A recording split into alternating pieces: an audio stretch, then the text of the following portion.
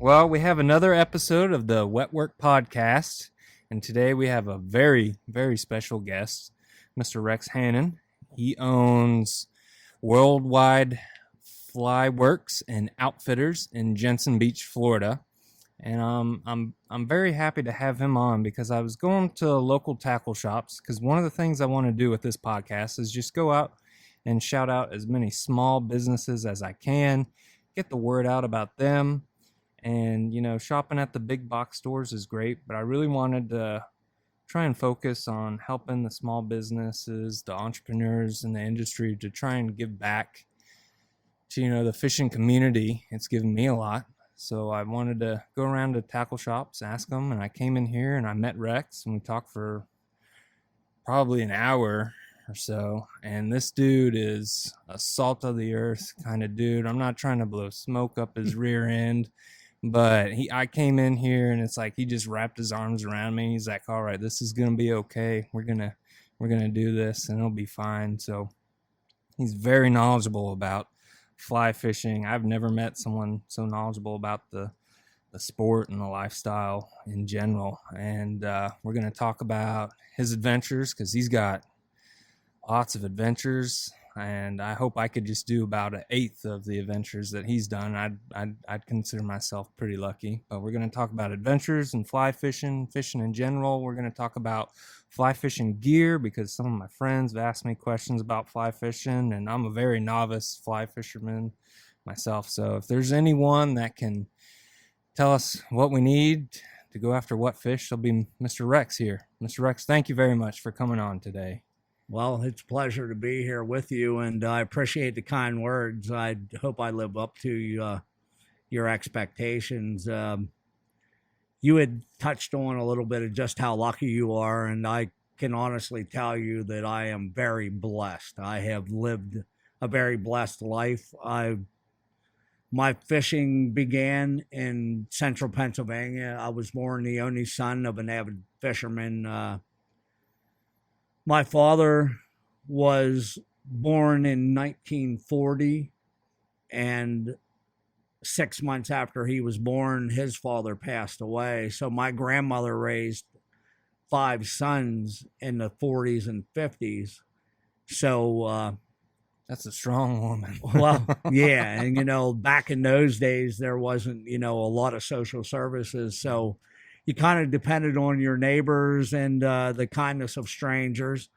And my father had people that would take him fishing, had neighbors that would take him fishing. So fishing's always been a big part of his life. My father went into the Navy in 1957 at 17 years old. Back in those days, they called them kiddie cruisers. If you went in at 17, you had to be discharged by your 21st birthday. So obviously they keep you as long. I can remember asking my father if they had to kick you out by your 21st birthday, when exactly did they discharge you? And he said the day of my 21st birthday. They wanted to keep me as long as they keep you as long as they could. But so after he got out of the Navy, he met my mother. And he fished a lot. And so it was only naturally a few years after he got out, I was carrying a fishing rod when I could walk. I was born and raised in the mountains of central Pennsylvania. And if you know anything about central Pennsylvania, the biggest thing that people know about central Pennsylvania is Penn State University. Mm-hmm. So Penn State University, a lot of people don't realize that they actually started the first fly fishing course that was accredited in the United States. It began in the late 30s, early 40s by a gentleman by the name of George Harvey. A few years after it started, there was a gentleman that went through the class by the name of Joe Humphreys. And George had apparently seen something in Joe that, without Joe realizing it, George actually was grooming him to take his place when George finally retired for the program. So Joe Humphreys has been He's 93, 94 years old now, still very, very instrumental in the fly fishing community. They call him the godfather of fly fishing. I can remember, I mean, I part of the being the blessed is I walk the same streams as these gentlemen with Joe Humphreys and George Harvey. I grew up around Spring Creek, which Joe Humphreys has his house on Spring Creek. A few miles to the west is Spruce Creek. Spruce Creek is the home to a place called Jimmy Carter Lodge. When Jimmy Carter was president of the United States, he went there and fished Spruce Creek.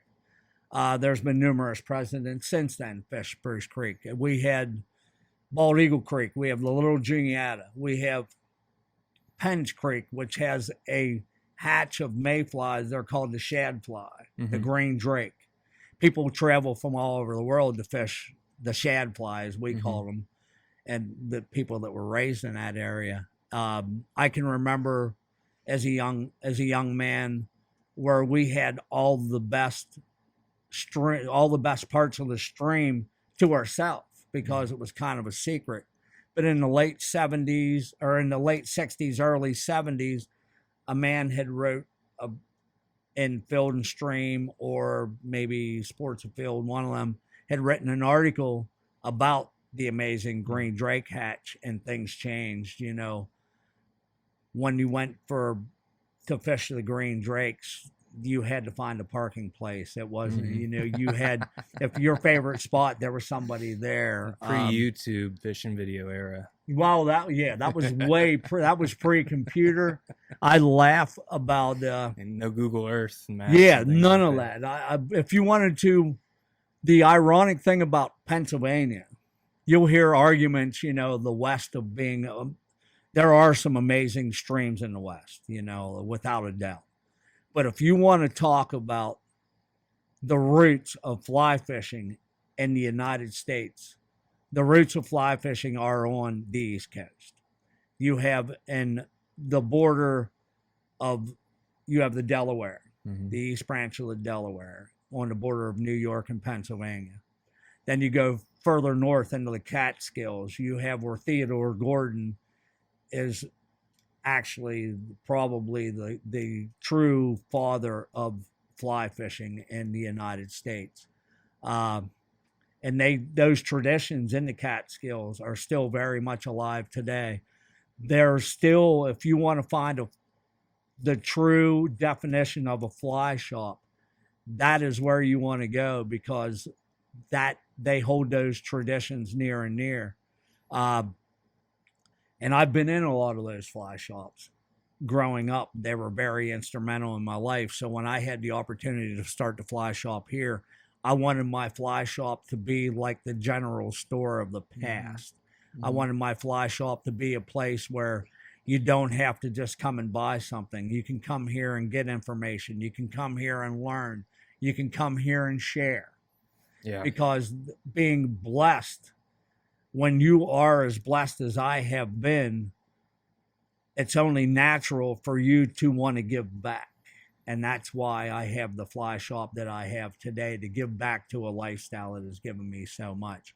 From my roots with my father to my roots with walking the stream with Joe Humphreys and George Harvey and Lefty Cray. If you wanted to learn about fly fishing when I was growing up, you had to read a book. There wasn't computers, there wasn't YouTube, there wasn't videos. And what people don't realize, the vast majority of the well-known writers on fly fishing, especially specifically for fly fishing for trout, were from Pennsylvania. There was I consider that kind of like the golden triangle of fly fishing, of trout fly fishing. You have the yellow breeches, you have the Latort, you have the Big Spring, you have the streams that I'd mentioned earlier. They're all within driving distance. You can drive for 2 hours and fish some of the world-class trout streams that people only dream about fishing. A 5-hour drive, I can be fishing the tributaries of Lake Ontario for monster brown trout, for salmon, for steelhead, and I still do that to this day. I take 2 weeks, 2 weeks, the end of October, the beginning of November, and I go back with friends and family. It's an annual tradition that we do, and it's something we all very much look forward to. And it's just to go back and relive our experiences that we have built over the last 50 years. Yeah. And I go back again just to being so blessed, you know. And I had no idea that the fisheries there were so rich with history. I mean, like I said, I said this earlier, I'm a novice fly fisherman, and I had no idea like the history, and that's where it originated from. I mean, that's where our country started and grew from, and we grew westward, but I had no idea that it was such a rich history of fly fishing and just. Well, I don't think a lot of people, unless you really are into the fly fishing lifestyle, I don't think a lot of people really understand that, because especially the older generations, because we didn't have that knowledge at our fingertips like they have today. Like I said, you had the American Sportsman in the 60s and 70s with Kurt Gowdy. Kurt Gowdy would have a gentleman by the name of Joe Brooks, and he would fish, different places around the world. But that was on a Saturday morning. And unless you were home on a Saturday morning and watching the American Sportsman, if you didn't go pick up a book or a magazine, you really had no idea. The world was so much bigger then. Yeah. The world is really, really small now, because at the push of a button, you can talk to somebody halfway around the world. You can talk to somebody, fly fishing for monster trout in New Zealand. You can talk to somebody. Even the world was so small when I was growing up. When it's a fascinating story when you hear the history of when you hear Flip Pallett talk about really the first true saltwater fly fishing experience that a lot of anglers had was the Walker Cay Chronicles. Yeah, and that dude Flip is being a from legend. yes, he is a very legend. much so. So with A walking me, legend. I can remember getting up on Saturday mornings and watching Flip on the Walker Cay Chronicles. And me being a young man of modest means from central Pennsylvania, I would dream about the places that he fished. He would fish the Florida Keys. And I'd think, man, I want to fish for tarpon someday. Yeah. I would see him fish Bahamas for bonefish. And I would love to catch a bonefish. There I was, I did have smallmouth bass in the Juniata River, in the Susquehanna River. I obviously had salmon and steelhead and trout. I had trout. I had rock bass in the rivers. But to actually see the game species, the fish game species, even in my own country that I never knew. The only reason I knew was because it was brought to me every Saturday morning by the Walker Cay Chronicles. And I really thought, I always dreamed about doing it, but they were daydreams, they were pipe dreams. I really didn't think a small town boy would ever have that opportunity. So when I did have the opportunity to move somewhere, those roots that I watched in my younger years, that they came back and it was like, I have the opportunity to go do that now. Yeah. And I'm just so blessed to be able to have done that. I can remember walking in a fly shop on fishing. It was called Fishing Creek Outfitters. They're still around. They're very still well known in the fly fishing community. A gentleman by the name of Barry Beck and Kathy Beck. They had a really nice shop in Benton, Pennsylvania. And I went in there back 35 years ago. And a friend of mine, Matt North, that I still fish with to this day, we walked in there and they were like, "What are you guys doing next week?" "We're going to fish Fishing Creek with Lefty Cray." Yeah. So I took the next weekend, and I was able to spend a day with Lefty Cray. A lot of people don't realize the Clouser minnow is without a doubt one of the best fly patterns ever designed. The Clouser minnow could catch a fish anywhere on the planet. Now, could you explain what that looks like? Because I've heard of it before. I've never thrown it. The But what does it Clouser look minnow was designed by a gentleman by the name of Bob Clouser. like? Mhm. Bob Clouser has a fly shop in Pennsylvania. He fished for smallmouth bass on the Susquehanna River. A minnow generally will have a white belly, Mhm. and he ties white deer hair along the shank of a hook, and it overhangs an inch. So when you strip that, the tail Mhm. will move. Mhm. The white belly and the tail will move just like a minnow. Yeah. The wing that that you tie on top, a lot of people like to tie the Clouser minnow round like a paintbrush. When Bob has some video of him tying the Clouser minnow on YouTube, and he'll tell you that do not tie this fly round like a paintbrush. You Yeah. want that wing narrow and higher, Okay. so when you strip it, it doesn't just get a jig will just go up Mhm. and down. A Mhm. paintbrush tied jig style, it'll just go up and down. He ties his wing more vertical and thinner, so when you strip it, it's like a rudder where it'll kick to the side. It'll actually dart to the side. And when you're in current, like in the river fishing for smallmouth, that's very, very appealing to the game fish. The Clouser minnow is just amazing. Bob still owns the fly shop in Pennsylvania, but he has since moved to, I think he's up around Titusville area. He's up Melbourne, Titusville area. Good fishing up there. He's an amazing man.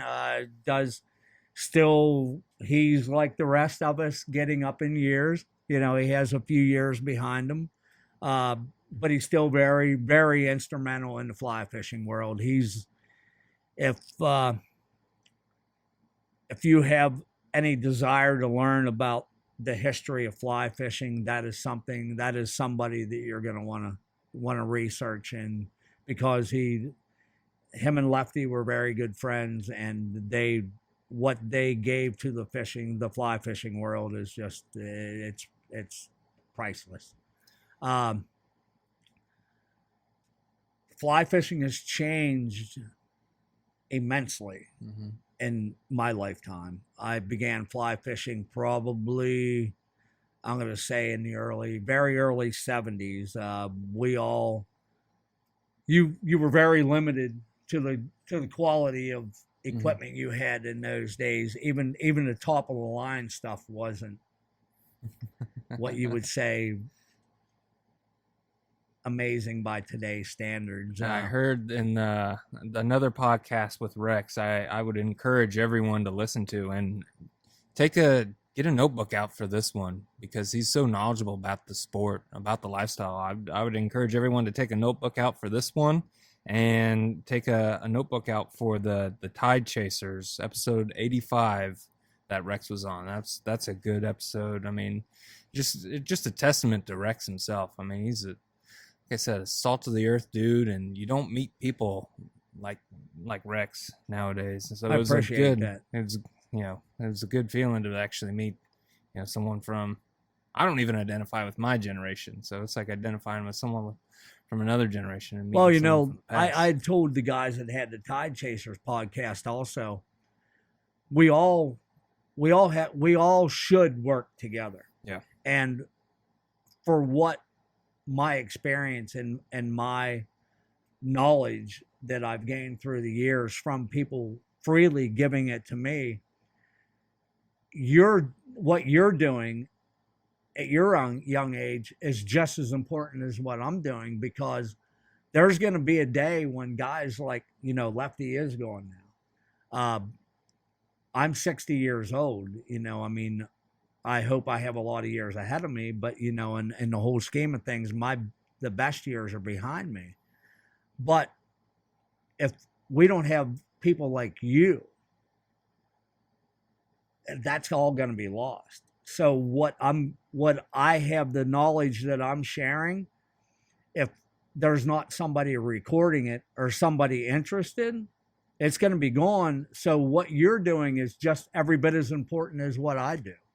Well, I appreciate that. I don't think what I'm doing is I mean, I'm just a recorder. I'm nobody, but I'm just blessed to be able to talk to folks like you, and at least get it down. Like, I told everyone to get a notebook out. This is my notebook. I mean, this podcast is my notebook, and that's why I wanna go to the small tackle shops, because when you go to big box stores, you don't get that experience. There's nothing wrong with going to Bass Pro Shop. I go to Bass Pro Shop all the time. I don't think Sports Authority is around anymore, but Dick's Sporting Goods, things like that. You go in there, you buy what you need. You pay $1 or $2 less, but you don't get that experience from a mom and pop brick and mortar shop. Unfortunately, with today's world being everything at your fingertips and instant gratification, you have a lot of online sales. And I have a lot of people come in and they're like, I'm so thankful that you're here. And I guess I really didn't understand, because the time that I grew up, there were fly shops, a lot of fly shops around. I won't say a lot of fly shops. There was a lot of tackle shops. Yeah. I grew up in an era where there wasn't fly shops. We didn't have fly specific shops. We didn't have fly specific hooks. We didn't have fly specific anything. Mm-hmm. I robbed my grandmother's sewing kit to get thread. Mm-hmm. I killed chickens to get feathers. Or you found them on the ground. There wasn't fly specific hooks. There was just hooks. Yeah. You didn't, obviously, if you were in cities or if you were in places where fly fishing were really, really big, like Hardy. Yeah. Hardy's been around for 150 years in England, and they take their fly fishing, salmon fly fishing, very, very serious. But those places were out of reach for the everyday citizen in rural Pennsylvania, rural Wisconsin, rural anywhere. So we made do with what we had. And I have people come in and they're like, thank God you're here, because the nearest fly shop is 2 hours away. Mm-hmm. I don't understand that, because I didn't have that, in my formative years, through my lifetime, 20s, 30s, 40s, there were still fly shops around. And now they're a thing of the past. You have your big box stores and online sales where, with a brick and mortar, you have insurance, you have inventory, you have rent. So just to make rent and just to make ends meet, you have to charge a little bit more than somebody that's selling out of the basement of their house. And for me, it's about value. I mean, you can't offer anything to anyone without offering value. I have a pretty extensive sales background. You can't offer anything without value. And coming to mom and pop shops, you might pay $1 or $2 more, but the knowledge that you're going to gain from just talking to them is priceless. And that's why I'm doing this. I can assure you that I have no idea day to day who's going to be here. Mm-hmm. Right before we started this podcast, a gentleman by the name of Rufus Wakeman was in here with me. He's a personal friend of mine. Since I moved to Florida, we got to be friends. Rufus is a wealth of knowledge. He has fished all over the world. He has the world record mahi on a fly. How much would that be? Not to interrupt. But he has, I think, the 20-pound test IGFA world record. It's like 53, 57 pound, 57 pound. I mean, and the guy gives information freely. He is a gem. I hope if he ever listens to this, I hope he knows how much I appreciate what he has taught me. Rufus is my age. He's a year older than me. He has helped me with so much. And some of my friends, I have a little crew that we do a lot together. Rufus has taken us under his wing and just is there when we need any help, any information, or anything he can assist. He gives it freely. Yeah. And I think he too knows how important these small mom and pop fly shops, tackle shops, places like this are, because you don't know from day to day who's going to be here. The last time I usually have on, like once a month on a Wednesday, I'll have a gathering. I don't have what you would call, a lot of places have tying nights. A lot of places have casting nights. Yeah. I didn't want to leave people out. I didn't want to alienate anybody. So what I have, I call them gatherings. I have enough people that are interested and enough people that are willing to help. If somebody wants to go out and cast, somebody will take them out and cast. If somebody wants to sit down here at the table and tie, somebody will help them tie. If you want to talk, there's no pressure when you come here. You don't have to buy anything. I enjoy talking, as you can tell. You might not get a word in edgewise, but all right. I want to give freely of what I have to give. And being a social person, being a giving person, as far as that doesn't require money. It doesn't require anything other than just being a decent human being to give back to a lifestyle that has given me so much.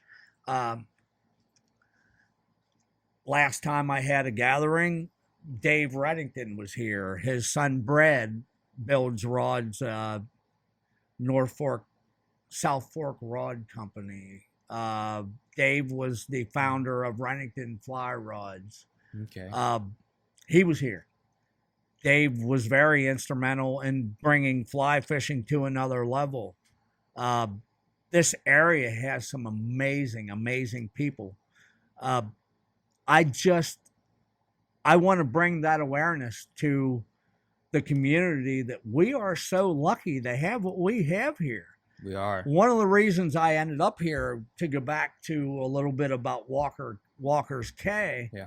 When Flip was, if he would go offshore to the Bahamas, he would generally fish with a gentleman by the name of Billy Black. And when it came time after I retired, and my wife always wanted to move somewhere warm, and I said, where do you want to move? Florida was obvious. South Florida was obviously on my radar. And I had only spent maybe a month at the most ever in the state of Florida. So it was all research, internet, but it was still blind. I got on the internet and I started looking at places where I thought, I knew I wanted to live close to the water. And I knew I wanted to live close to the Atlantic because that's what I prefer fishing. The Gulf is beautiful, and I fish the Gulf and I fish the Caribbean a lot when I go to Mexico and Belize. But the rich history of the Atlantic, I knew I wanted to live close to the Atlantic.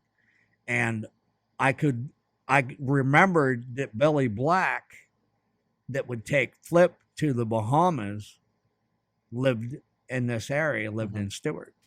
And I thought, if it's good enough for Billy Black, it has to be pretty good place to live. It is a very historic town. I just recently took a small crew over to Walker's Cay.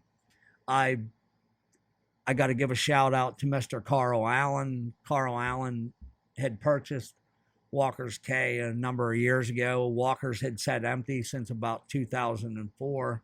And I sent Mr. Allen a message on Facebook. I wanted to take a small crew over there and explore the island because there really hasn't been a lot of fly fishing over there since 2004. And he graciously gave me permission. Here I was, a small town Pennsylvania boy, having the ability and to go over to Walker's. So I assembled a small crew, and we went over, and the weather ran us out, but we were able to spend 3 days over there and have some amazing fishermen fishing for those 3 days. But that was another dream of, how just exactly how blessed I am. I don't know if I walk around with the guardian angel on my shoulder, or you can't really, I don't strike it as being lucky. I'm just very, very blessed. And I have a lot of good friends that are always there, willing to support some of them are pipe dreams, some of them are just dreams that fortunately come true. Yeah. I'd since became friends with Billy Black, and I told him that little story about how I remembered him and how I ended up here, and I thanked him for being very instrumental in me coming here and living a dream. There's a whole world out there, and like I said, it's very important that you and those like you bring this about to people to share. Because like I said earlier, if you don't record this, or if somebody doesn't take the time to care about where we came from, it's going to be lost. And that's why I'm lucky to have met you, because you're 2 generations. You're your generation, and then you take the knowledge from the generation before you.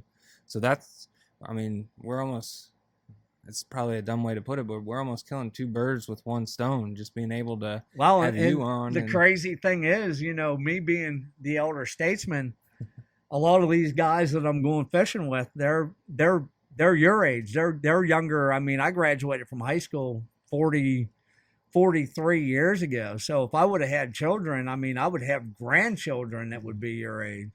And it's funny, when I go places, they're early, some of them are early 20s, and they want to soak in that knowledge, that experience that we had, because the world has changed, but we bridged that gap from how it changed. And honestly, in this world, if you pick up a newspaper, if you turn on the radio, you turn on the TV, unfortunately, in today's world, negative sell. They don't. Laundry. You can do 1,000 good things in a row, but the first time you do a bad thing, they're gonna focus on that. Where if you remember the good things and you focus on the positives, this is an amazing time to be alive. I started to talk about earlier, when the first fly rods that I used were Shakespeare Wonder rods. I can remember my father, we were camping in Potter County. Potter County is kind of famous because they call it God's country in Pennsylvania, but there's a place called the Little Pennsylvania Grand Canyon is up in that area. And my father and I, we would camp up there and fish up there since I was, like I said, 5, 6, 7 years old, carrying the fly rod. And I can remember one year he said to me, "What do you want for Christmas?" And I said, I don't know. My mother had worked for Fisher Electronics. They made the famous Fisher receivers and speakers. And I thought, maybe I want a good stereo. And I can remember the first day of trout season in Potter County, I can remember going up there and there was snow on the ground. And I can remember seeing a younger gentleman, probably in his 20s. He was shooting a bow. And I was a hunter in Pennsylvania, but I shot recurve bows. This was probably 72, 73. And I saw him shooting this bow that it didn't look like anything I ever saw before. So I went up to him and I said, "What is that?" He said, "It's a compound bow." Fred Bear and Peter, I think his name was Pete Jennings, designed this bow. Yeah. And I can remember saying, maybe I want a compound bow for Christmas. And then later that fishing season, I said, I think I want a new fly rod. So my father bought me, I traded in the Shakespeare Wonder Rod for a Fenwick. Fenwick was top of the line. It was fiberglass. I still have that rod to this day. Is it hanging or is it at No, home? it's still in the case. It came in an aluminum rod tube, and my father bought it off of a guy that had a small tackle shop up above his garage. And the price was written on the aluminum tube. It was $17. So I got a world-class fly rod for $17 in an aluminum tube that would probably cost 3 times more of that now for the aluminum tube. So that was my first experience of a new fly rod that was ultra modern. I have people ask, what kind of fly reels were back then? Were there saltwater fly reels? No, there was just fly reels. And the big fly reel was a Pfluger Medalist. Pfluger Medalist is still, a great reel to this day. It's funny. You look at the old pictures of Flip fishing all over the planet, and you look at his rod, and on the end is a Pfluger Medalist. So we have came a long way, and things have changed greatly. Yeah. And I really honestly believe for the fly fisherman, there is no better time to be alive as a fly fisherman than today, because the days of having to piece together a quality outfit or being able to afford a quality outfit, those you can have a great rod, reel, a great line, the whole works, for a fraction of what it would have cost in the old days. Yeah. So and you don't, and if the fly shops are ever a thing of the past, which they're slowly getting there, I hope that's going to be lost. I hope not, because you don't get you order something on Amazon, it's great. It gets there in a day and a half, 2 days. There's no story behind it. There's nothing like, I think I'm blessed because I was born in a time where we still had dial-up, so internet wasn't easily accessible. We didn't have iPhones. We didn't have this. I really hate it, even though I have to use it. The TikToks and all that, all that crap. I mean, I remember when I was a kid, we still have VHS, watch those, but we would have Florida Sportsman magazine, Florida Sportfish magazine, which I was fortunate enough to fish with him a little while back.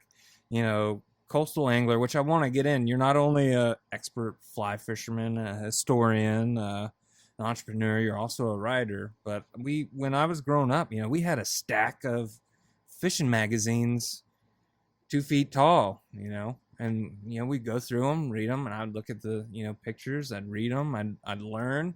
The guys that I looked up to were, Blair Wiggins of Addictive Fishing, Mark Nichols, he's right down the road. Absolutely. I missed the opportunity, just a small tangent. I missed the opportunity one time. My dad was, for some reason, I didn't go with him, and he was loading up in Round Island. And there's a gentleman fishing on the dock, and I'd watched his DVDs. Now, he's not, fly fishing DVDs, but watching his DVDs when I was growing up as a kid, I don't know how I didn't burn the DVD up. I mean, it was a DVD, but it looked like VHS quality video. But my dad was loading up, and he saw this gentleman, and he's getting closer and closer, and he's like, "Are you Mr. Nichols?" He's like, "Yes, sir, I am." And I'm like, I could have been that close to meeting him. Those are the guys I looked up to, and when I was, growing up, those things like that. I'm very fortunate I get to travel places, and when you travel, I go to Belize a lot. I go to Mexico, southern Mexico. I do want to dive into those stories. I go to the Bahamas, and when you go to places, a lot of those places, they are far from. People throw that word around words around third world country. They might not be as modern as West Palm Beach and Jupiter, but they are far from third world countries, and they're not backwoods. But it does make you appreciate what we have. And I inevitably the topic comes around about fly fishermen. And I can tell you from past experience that there was a time when a lot of fly fishermen gave fly fishing a bad reputation. They looked down on anybody that was a bait fisherman or an artificial fisherman. And that is a sad black mark on the history of fishing. If you fish for, I can honestly, and I feel this wholeheartedly down to my very fiber of my being, that if you fish for any reason other than just pure, clean fun, if you fish strictly for recognition, or if you fish strictly for money, or if you fish just as a means to an end and you're not having fun, that's an injustice to the fishing itself. I had made a statement where it was Henry David Thoreau has a quote that men can spend their life fishing and never realize it had nothing to do with catching fish. I can go out and immerse myself in nature. I can lose the hustle and bustle of everyday life just by standing in the water and letting all the nonsense of modern today go. It's not about, I don't remember the fish I caught last year. I don't remember any of the trivial things. What I remember is the time I spent with quality people, the time I spent doing what I love to do, and the time I spend dreaming about when I get to do it again. If I'm not fishing, I'm talking about fishing.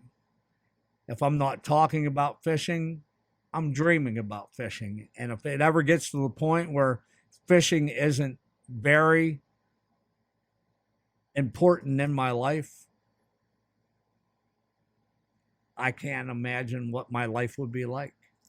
And I think the whole world, I mean, it might be naive of me to say, but I think if the whole world, just in general, were to go out and fly fish, I don't know, we might be a little bit better than we are now, because you have two sides of people that are just seem to be going each in their own direction, further apart from each other. But that's why I enjoy fishing. Like you were saying, it's medicinal. I mean, if you fish for any reason other than just fun, you're really doing an injustice to fishing, because it's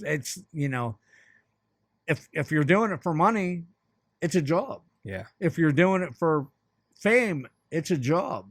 If you're doing it for any reason other than just having fun, it's a job. Yeah. It's not a pastime. It's not a passion. It's a job. And that's sad.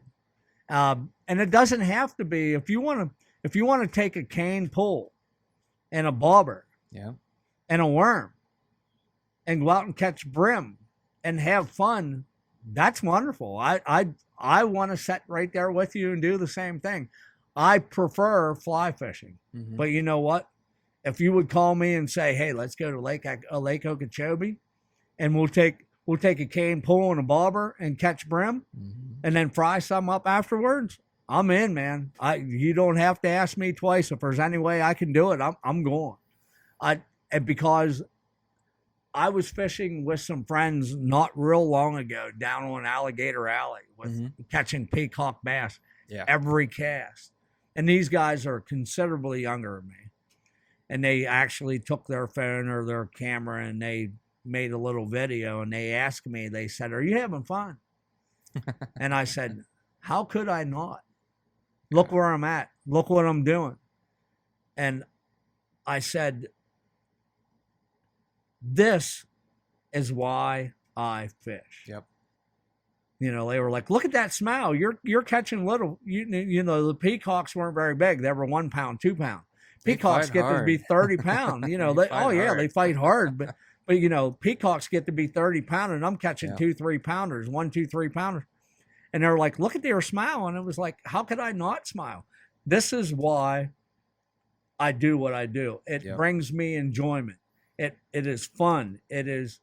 You can leave all the cares of this crazy world behind, and it doesn't have to be fishing.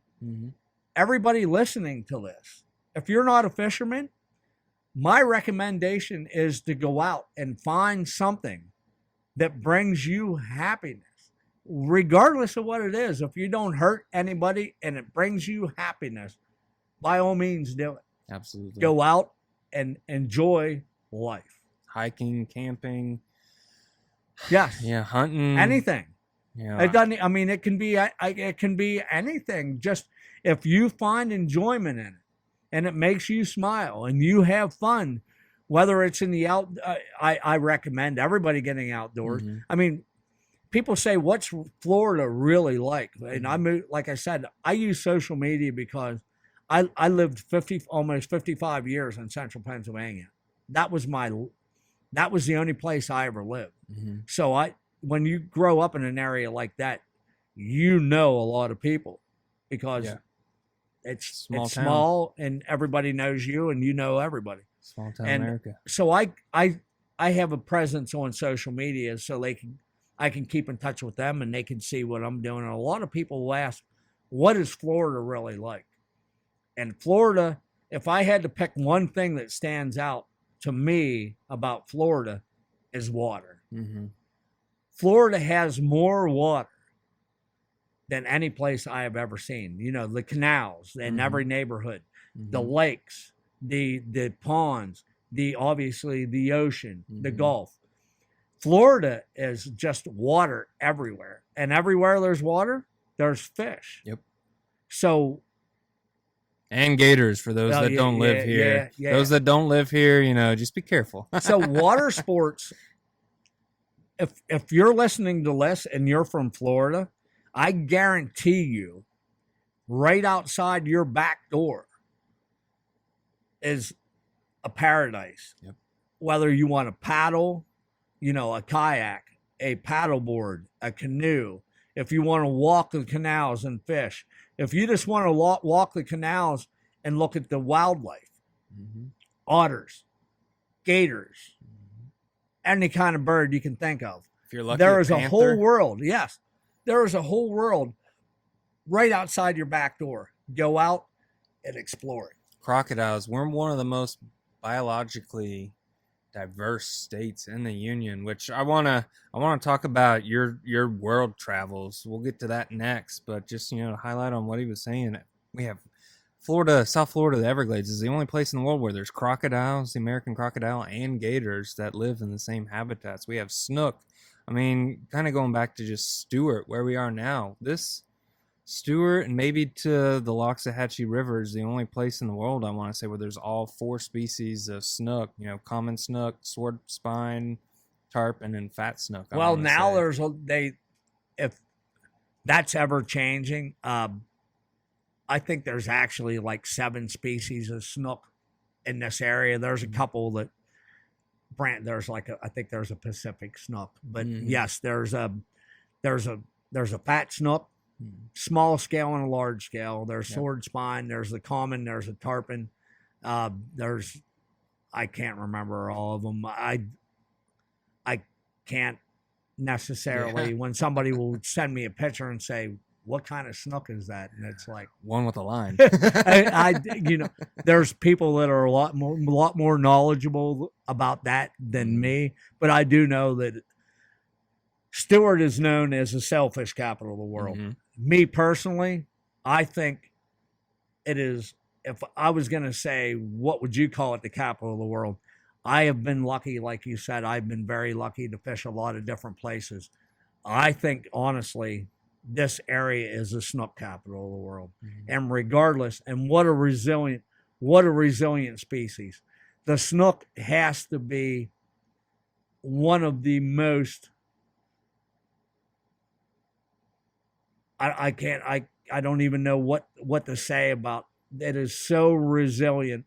It has to be one of the toughest species out there, because regardless of what we as the human population throw at it, it continues to not only survive, it seems to thrive. They almost propagate like rabbits. I mean, remember, were you here when the bad freezes? What year was that? 2015, 14, somewhere in there?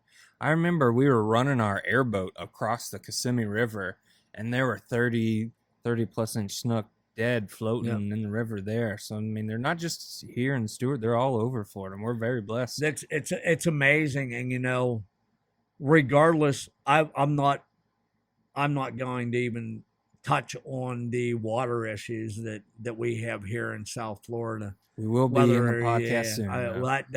Honestly, if you want to learn or hear about the water issues that we have here in South Florida, I would recommend listening to the Millhouse podcast, Andy Mill and his son Nicky, with Rufus Wakeman.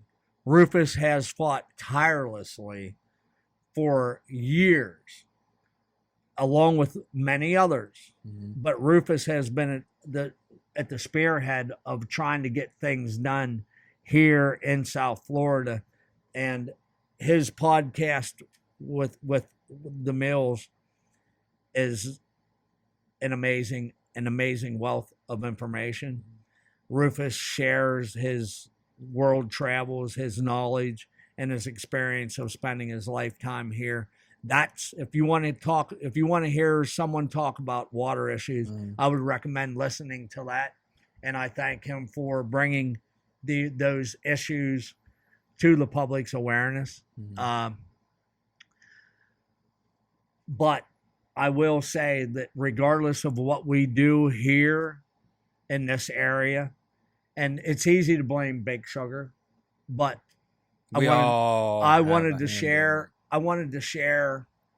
People ask me, and I'm not going to dwell on the water issues, but people ask me what I think the biggest threat to the water here, and not just here, but on our planet. I recorded this. I saved this earlier, and I wanted to fill the listeners in on this, where this just simply amazes me.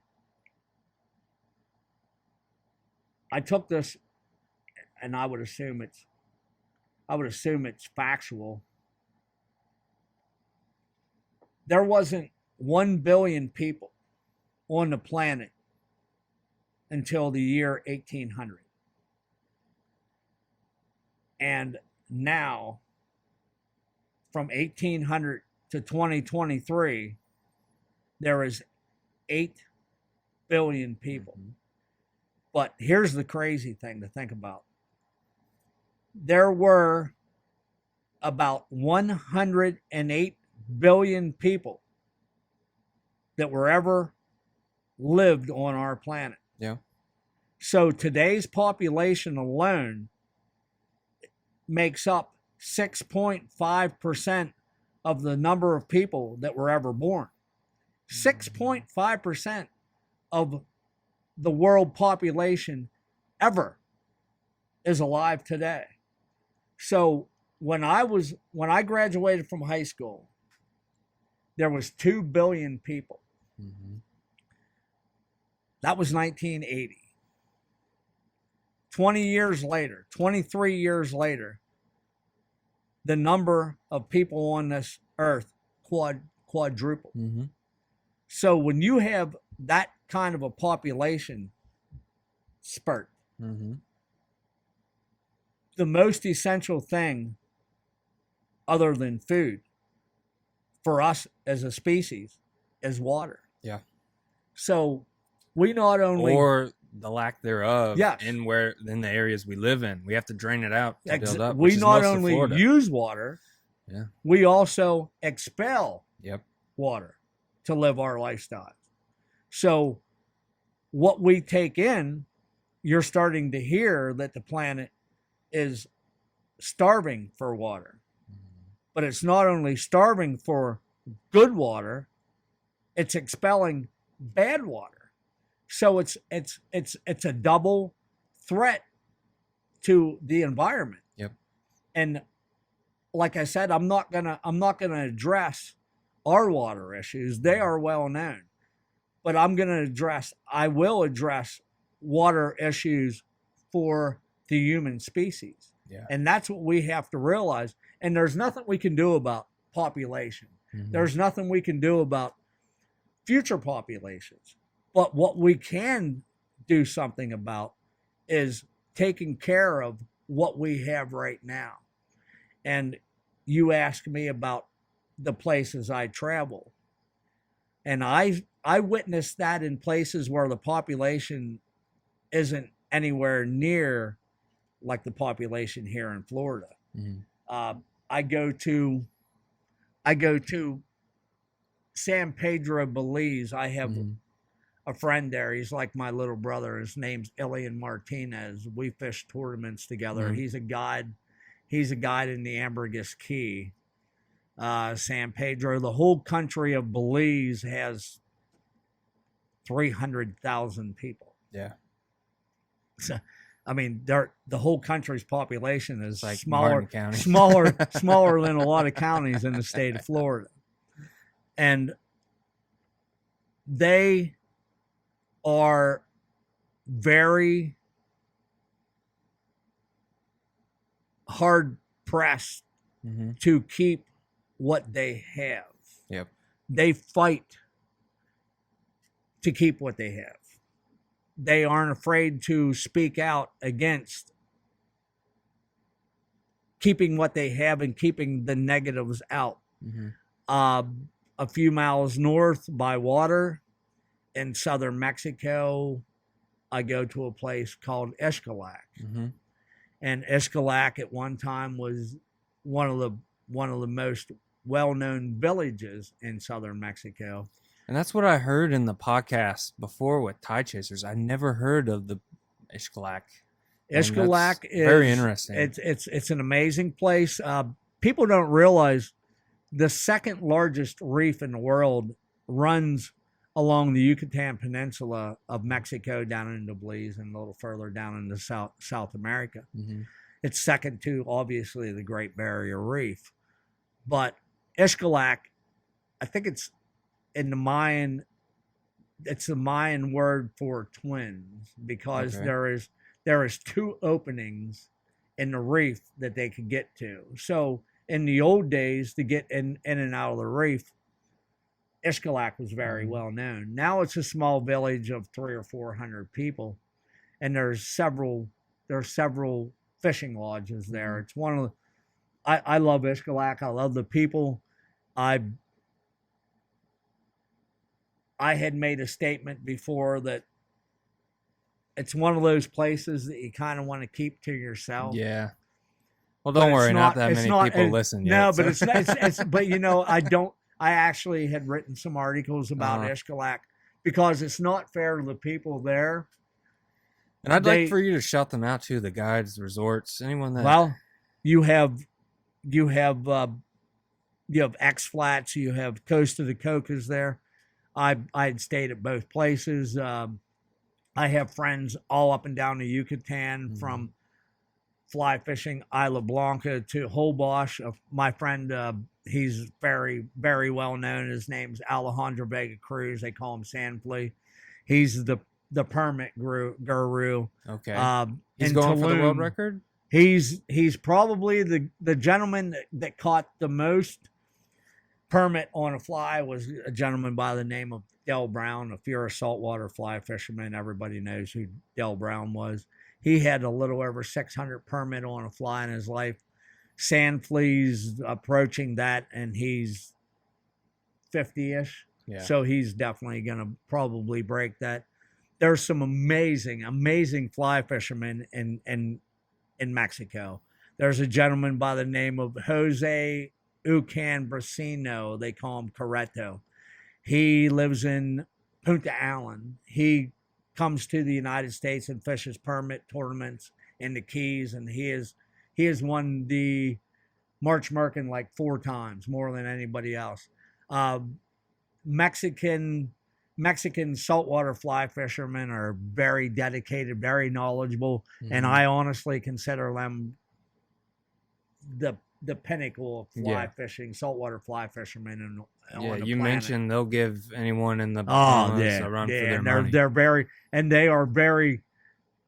They are very giving people. They share their knowledge. They always have a smile. And they you said are it's just affordable. Yes. The crazy thing is I can go to Mexico. I can go to Mexico for a month, what it would cost me a week in the Keys. The Keys is beautiful. But a lot of places where you want to go in the Keys they're a little out of my price range. But I love Mexico. I can't say enough about it. I love Belize. I love the Bahamas. The Bahamas isn't quite as reasonably priced for your average angler as Mexico and Belize, but there's a whole world out there. I mean, I would recommend if you're a fly fisherman and you want to chase the Grand Slam species of permit, tarpon, and bonefish, the Silver Slam, the right? Yeah, well, the Grand Slam. There's a Super Slam. You can get the Super Slam when you're fishing a tournament in Mexico. The Super Slam is tarpon, bonefish, permit, and snook. Okay. Yep. That's the Super Slam. It's not common, but it happens. I had personally caught several Grand Slams in Mexico. It's probably one of the best places if you ever have the desire to go somewhere and fish for the Grand Slam. I would recommend southern Mexico and Belize. And there is just numerous great guides in those places where you can get on the internet and there's places where you can take your family. It's not just roughing it. It's not just roughing it in the middle of nowhere, Mexico. I mean, fishing the whole way up and down the Yucatan Peninsula is wonderful. You said it was safe. All the you hear rumors. Stories again. It resorts back to the negative in today's world. The news. You pick up a newspaper. They're not going to say that there's been X amount of days in Mexico where there wasn't anything. But the first time there is, obviously, it's well known. There's some cartels there. But I really honestly feel that if you go to Mexico and you're not looking for trouble, you will not find any trouble. I have already walked out in the middle of the night and got on mass transit on the transportation that's available and went a few 100 miles on buses and in vans, and I don't speak any Spanish and never had one issue. I love Mexico. I love the Mexican people. I hope some of the guys will listen to this podcast, but they know who they are. I just love them. They're my Mexican family. Probably more worried about jaguars than anything else. You know what? I think I had seen a couple jaguars on the way from Mahahual to Ishkalak. There's like 40-mile stretch of road that's literally in the middle of nowhere, and I think I saw a couple jaguars there. You don't see them very long running across the road. But yes, if your desire or dream of ever fishing a place like southern Mexico, Belize, and you have second thoughts about what you hear on social media or on the news, I can tell you, if you can do it, go do it, because it is life changing. I every time I leave, I can't wait to go back.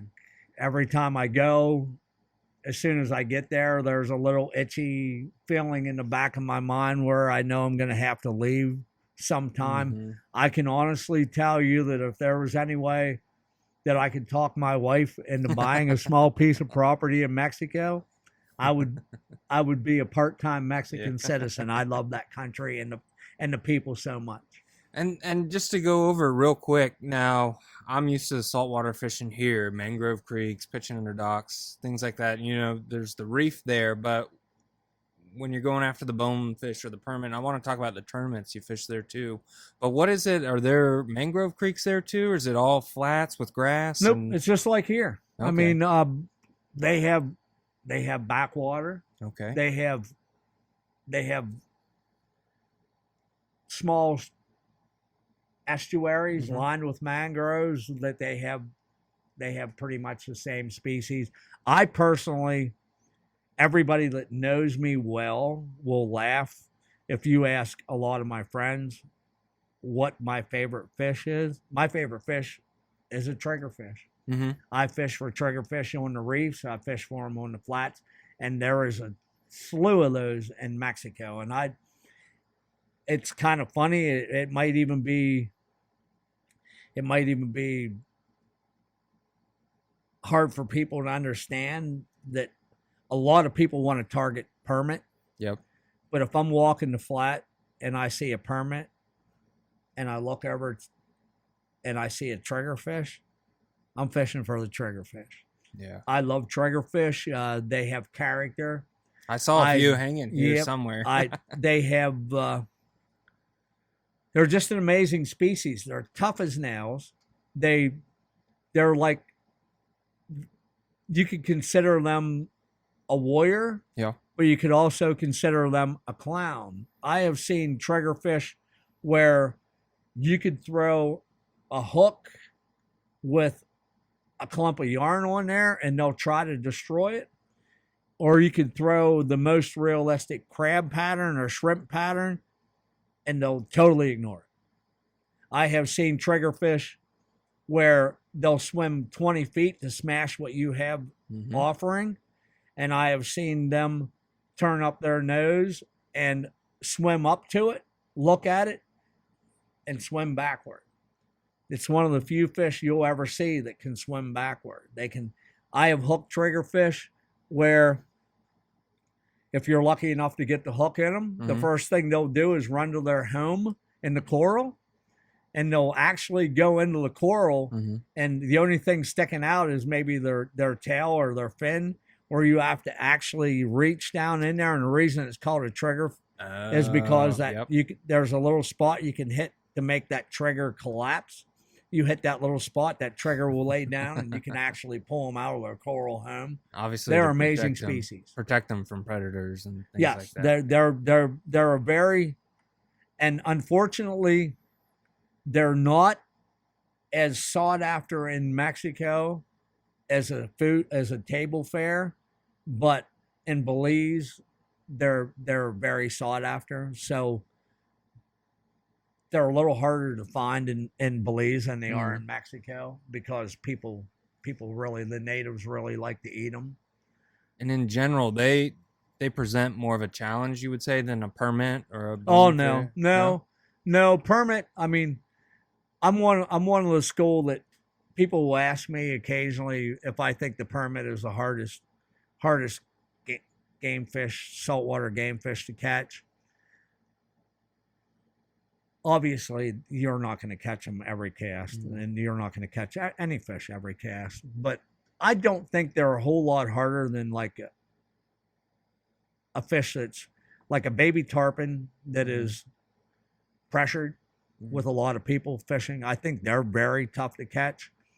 I think what the issue with permit is, I think the average fisherman that targets permit don't get to fish for them very often. So when they do get to fish for them, they put undue pressure on themselves. I seen a lot of anglers that can make a 50-foot cast and hit a 9-inch paper plate every time when you're casting out in the yard. Yeah. Or you're casting out on the flat, blind casting. I've also seen that very same anglers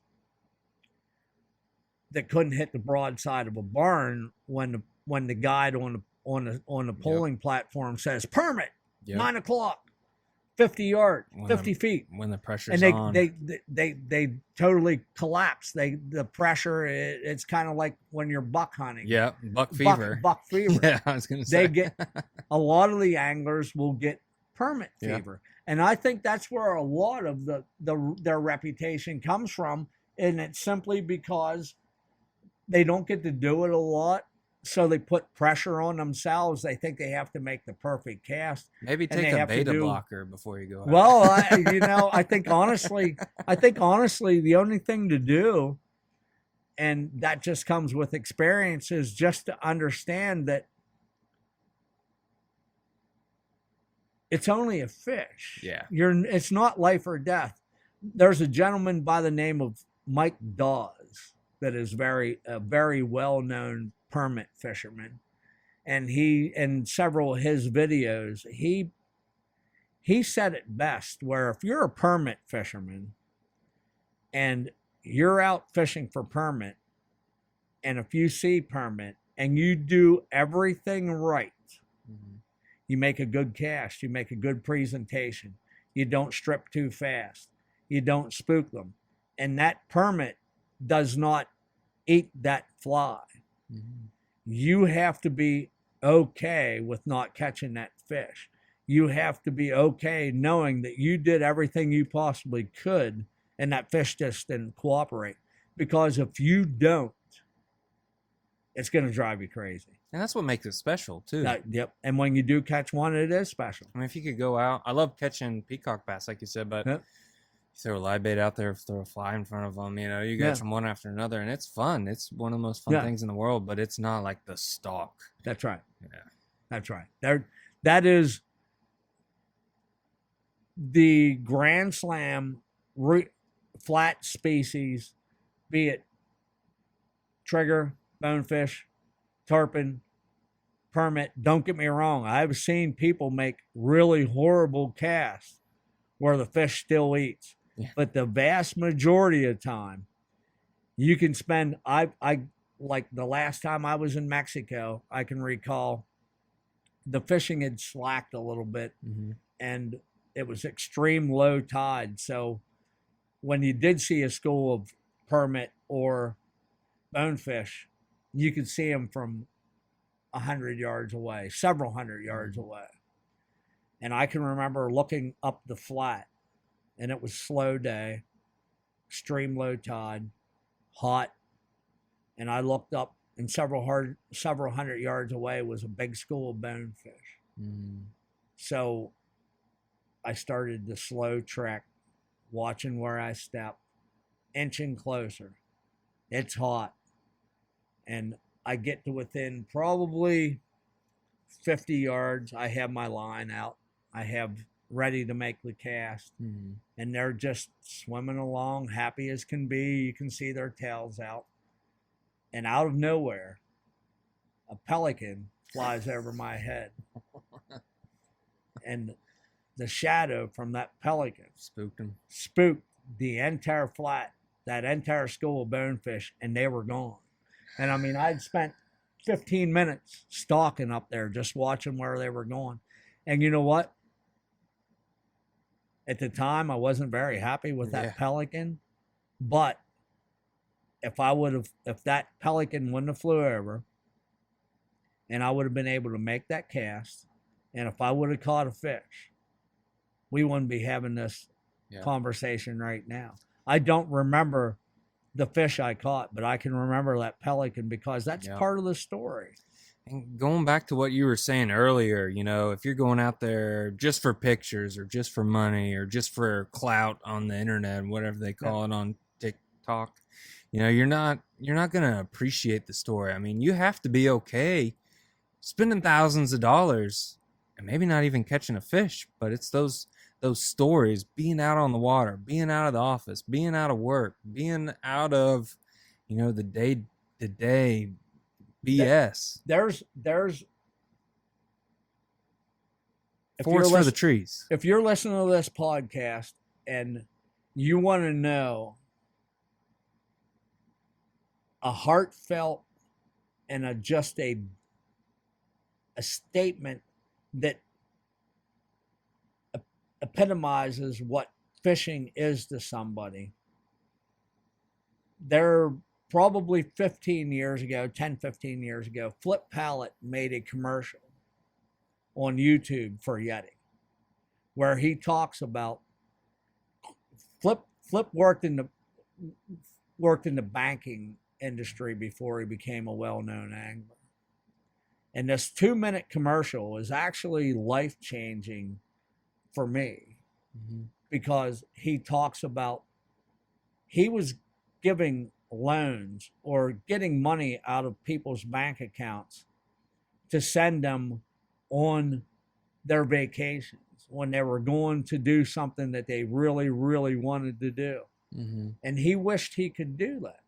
And when he decided to make that leap and go into the fishing industry, he says that he knew that the only thing he could really do was guide. So he became a guide.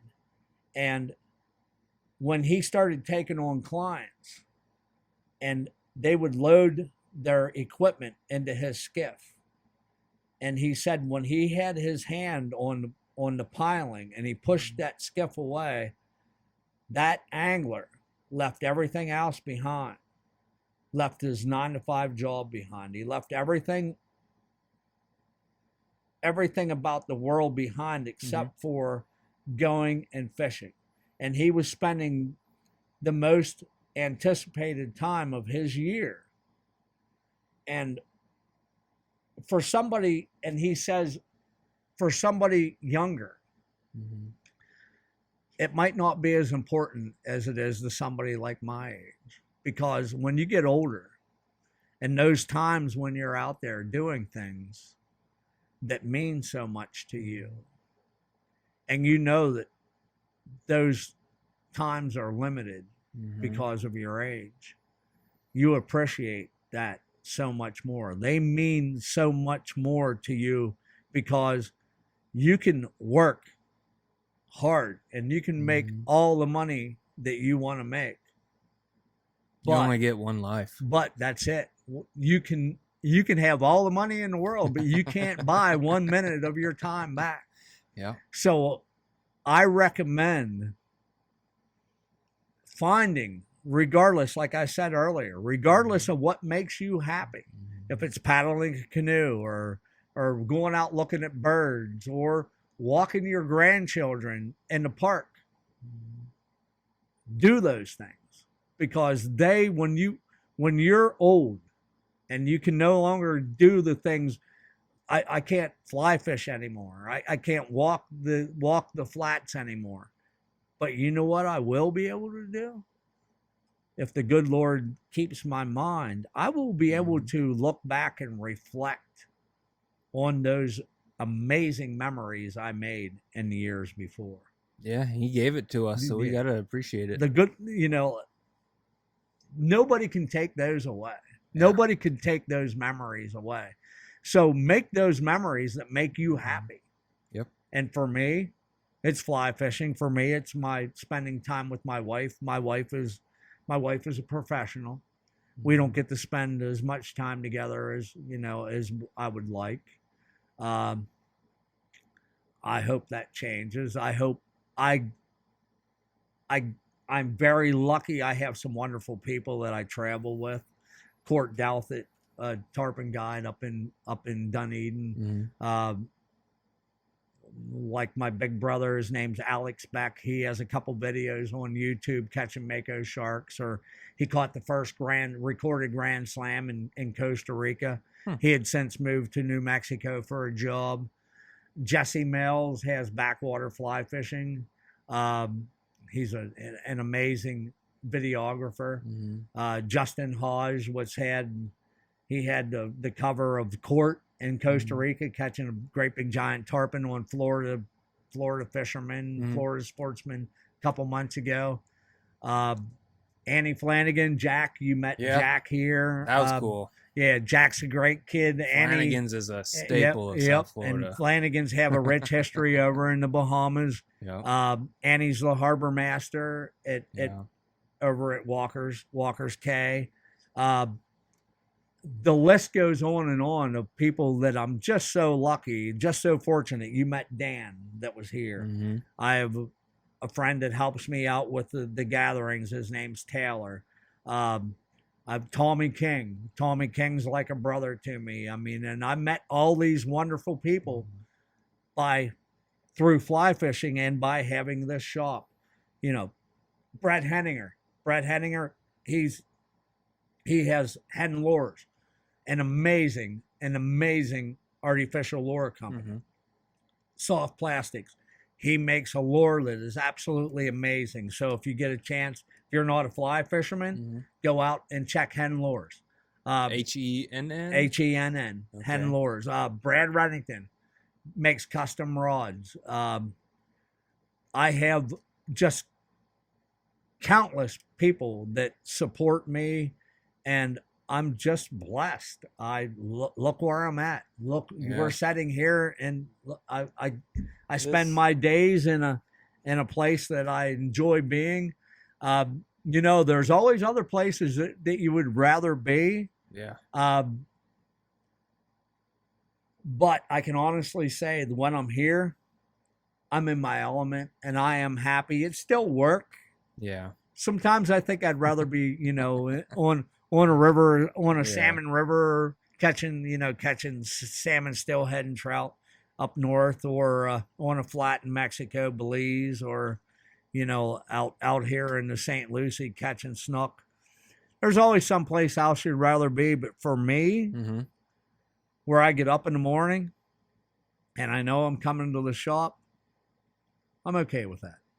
I'm okay with that. There's worse places to be, and I kind of going back. We went over Mexico. I know you fished some tournaments. I want to talk about that, but then where else have you gone besides Mexico, besides Belize, besides the Bahamas, besides, you know, Pennsylvania? Have you gone out west? You'd mentioned, but I think before we started the podcast, New Zealand. Have you ever gone there? No, I had plans to go to New Zealand a number of years ago, but they fell through. I saw, not to interrupt you, I saw some big rainbow trout they were catching on flies. Huge trout in New Zealand. It's crazy. It's a paradise for trout. Big monster brown trout there. I obviously go to, I fish the West. I didn't spend a lot of time in the West. Every time I did go out there, there was other priorities and other things to do on my agenda. But I did fish Arizona. I was spent a month and a half out there in the early 90s. I fished up through the canyon south of the Grand Canyon, Oak Creek Canyon. I fished through there. Actually, I was fishing Oak Creek Canyon when a gentleman walked up to me and asked me what part of Pennsylvania I was from.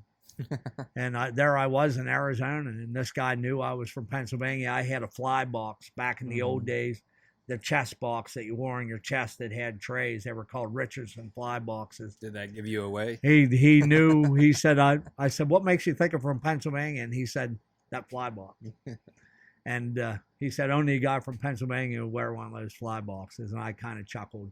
I fished a lot in New York, New Hampshire, Connecticut, a lot in the Northeast. I still, like I said earlier, my father began taking me to the tributaries of Lake Ontario in the late 70s.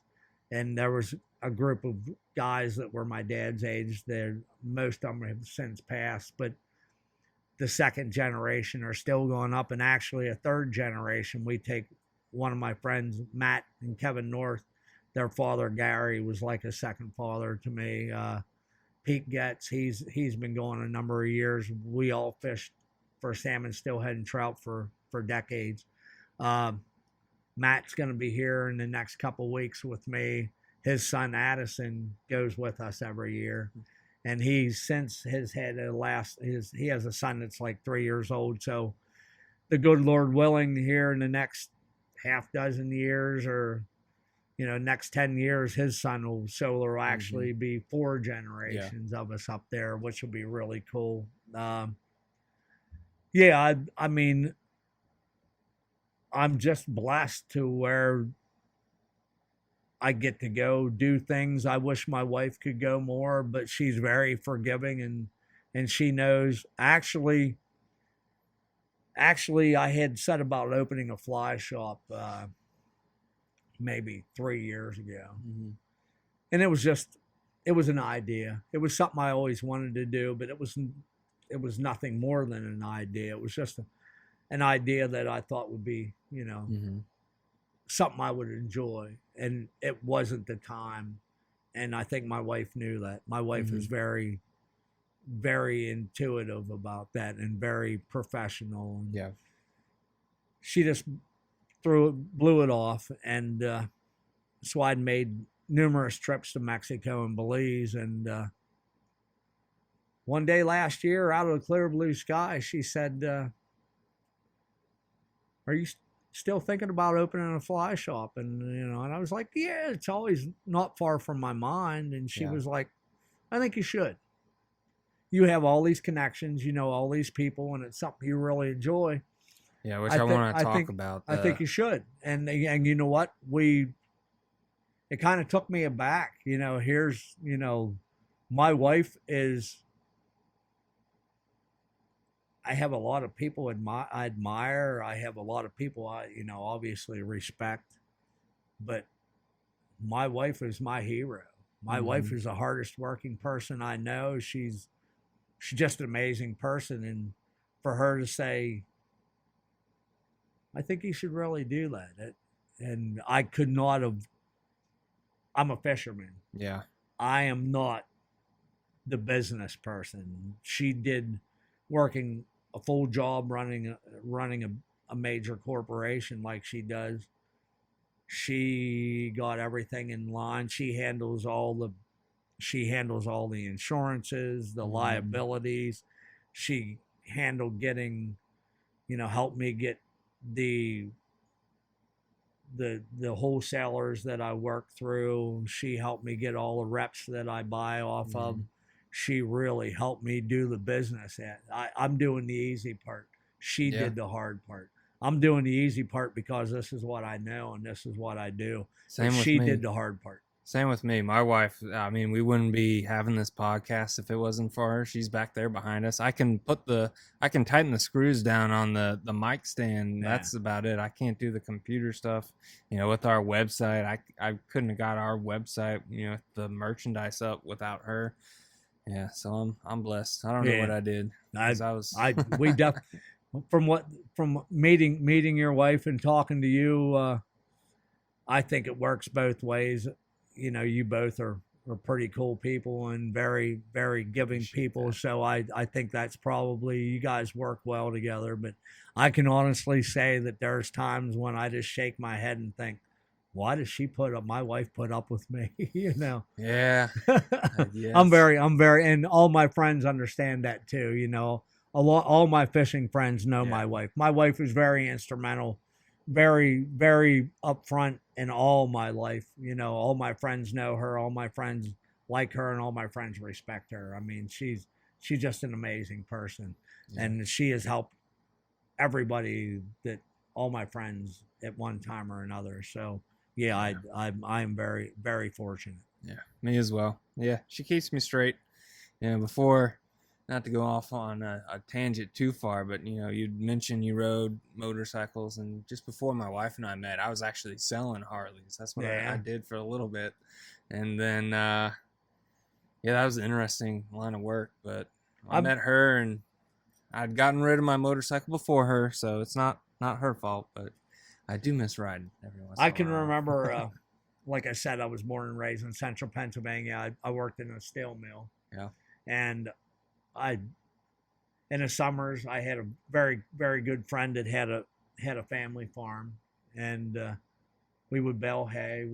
I'd run tractor, and so I was a steel worker, farmer. I had a small farm. I had horses. I rode Harleys, and one day somebody said something to me. They were like, "Man, you're a fisherman.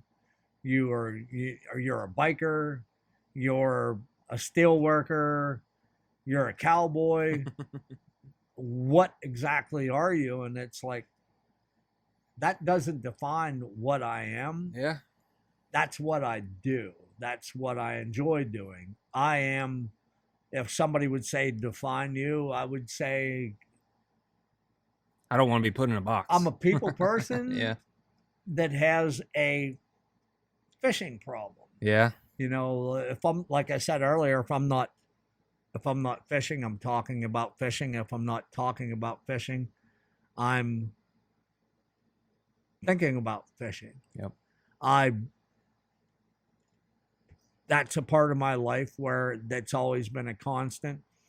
It's always been a common thread in my, no matter where I went, no matter what I did in my other interests, if I would stray a little bit from the direction I should have been going, there was always somebody there to kick me and back on the right path. And usually that right path had something to do with hunting or fishing. Mm-hmm. Fishing mainly because in Pennsylvania, we obviously had all 4 seasons. I did everything from fishing. We still fish in the winter, fly fishing for steelhead, salmon, trout, brown trout. But when you couldn't fish there anymore, we ice fished, so we would travel.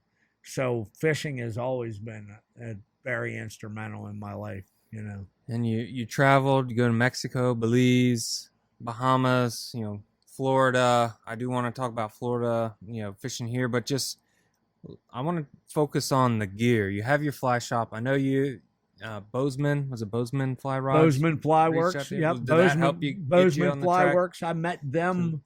I fished a tournament out of Escalak. It was called Silver Scales. Okay. And 3 years ago, I was very fortunate to place, and one of the awards was a Bozeman FlyWorks rod and reel. And after I returned home, I had a picture on social media of me, a friend of mine, Will, that was holding the Bozeman FlyWorks rod and reel. And on Facebook, they have to ask you if they can send you a message if they're not one of your friends. So I received a request for a message from Austin from Bozeman FlyWorks. And so I accepted, and he was like, he circled Will and said, "Can I ask you who this guy is?" And I said, "That's Will Robbins. It's a guy, my partner, fly fishing in Mexico." And he said, "Can you give me his contact information?" And I was like, "What's this about?" They said, "Well, I'm Austin.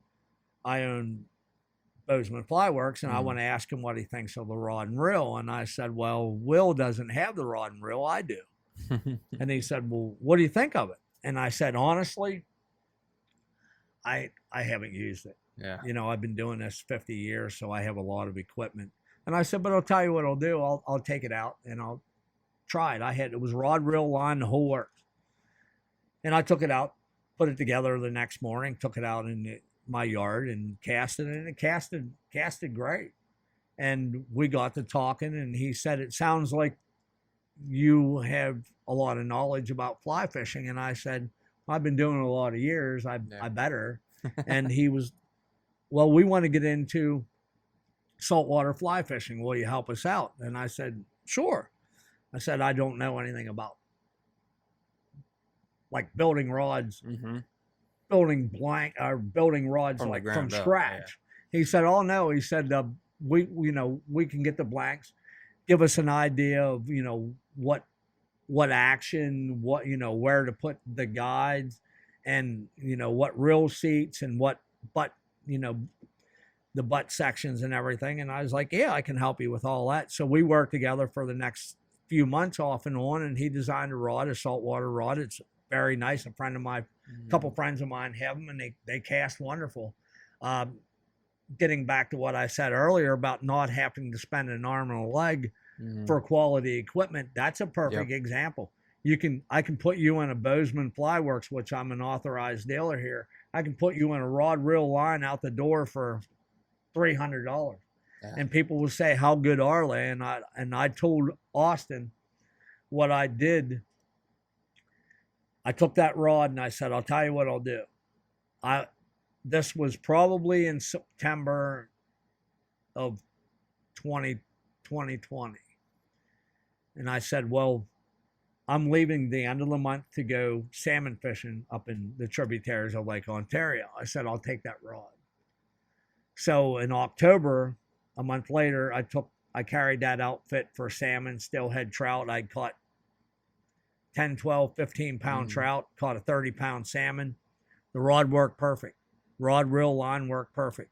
I came home in November, and in December, I was fortunate enough to be asked to do a workshop in Xcalac, Mexico with Bonefish and Tarpon Trust. So I met a friend of mine, a bonefish biologist from Belize. His name's Eddie L. Perez. And I met Eddie L. in Chetumal, and then we went to Xcalac, and I carried that rod there. So I caught triggerfish, bonefish, permit. I live here in South Florida. I carried that rod for big largemouth. I carried it for snook. I carried it for tarpon. I used that rod and reel and line almost exclusively for a year. And when I say a year, a lot of people will fish for an entire year and maybe fish 10, 15 times. In a year, 365 days, I probably fished before I opened the shop 300 days.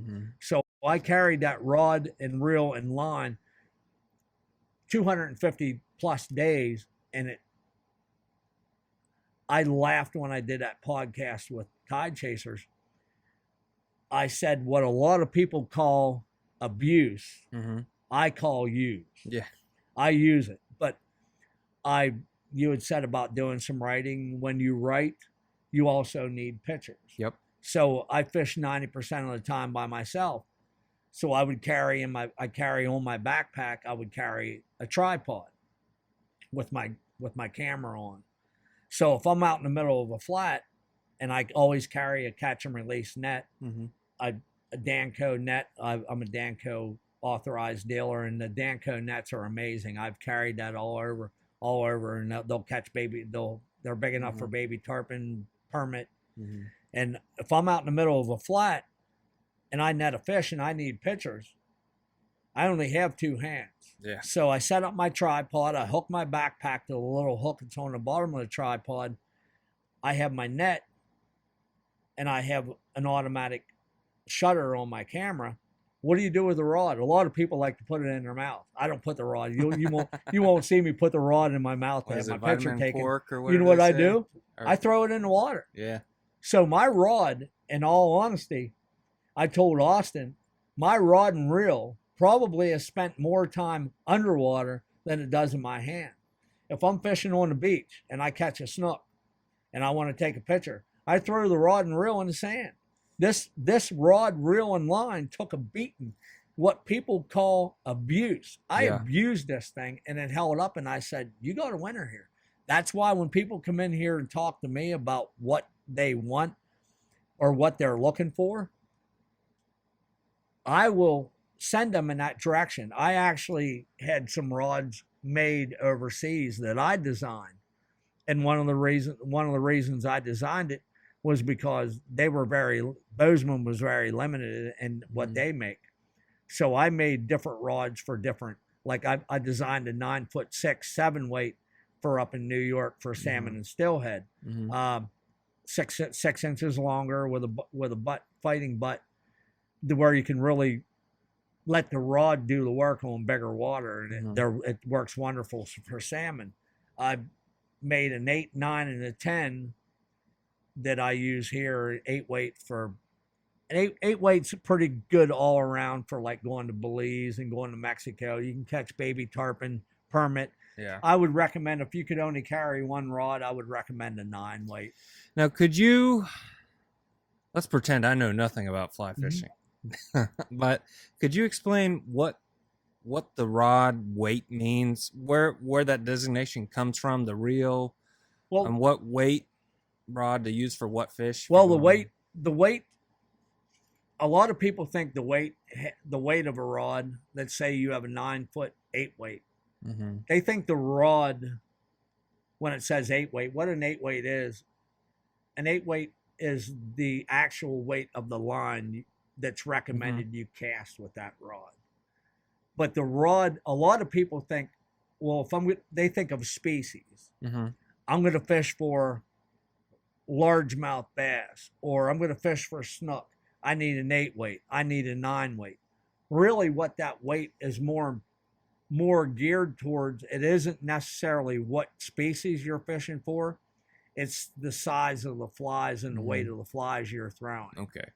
So obviously, if you're fishing for tarpon, you want a 11 or 12 weight, and you got to know how to use that rod, or they'll break it. I mean, you can land a 200-pound. There's been 200-pound tarpon landed on 12 weight fly rods. The new craze in a lot of big tarpon fishermen are carrying light weights, or 11 weights. 11 weight is the new 12. Okay. Just more modern materials and more educated as far as how to fight a fish. You don't fight the fish.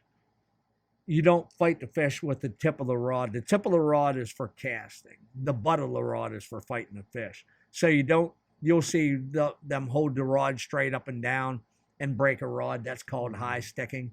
The way to really fight a fish is to kind of point the rod at the fish and bend the rod down at your hand. Like down and dirty? Down, yes. Down and dirty. Did Flip come up with that? No, down and dirty, I think was Stu Apt. Okay, yeah. Stu Apt was a tarpon guy. He came with a down and dirty. You're pointing at him and you're bending the rod down at the butt.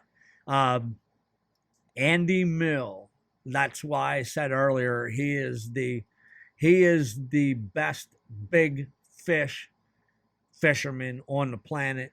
He got that way by a lot of years of practice.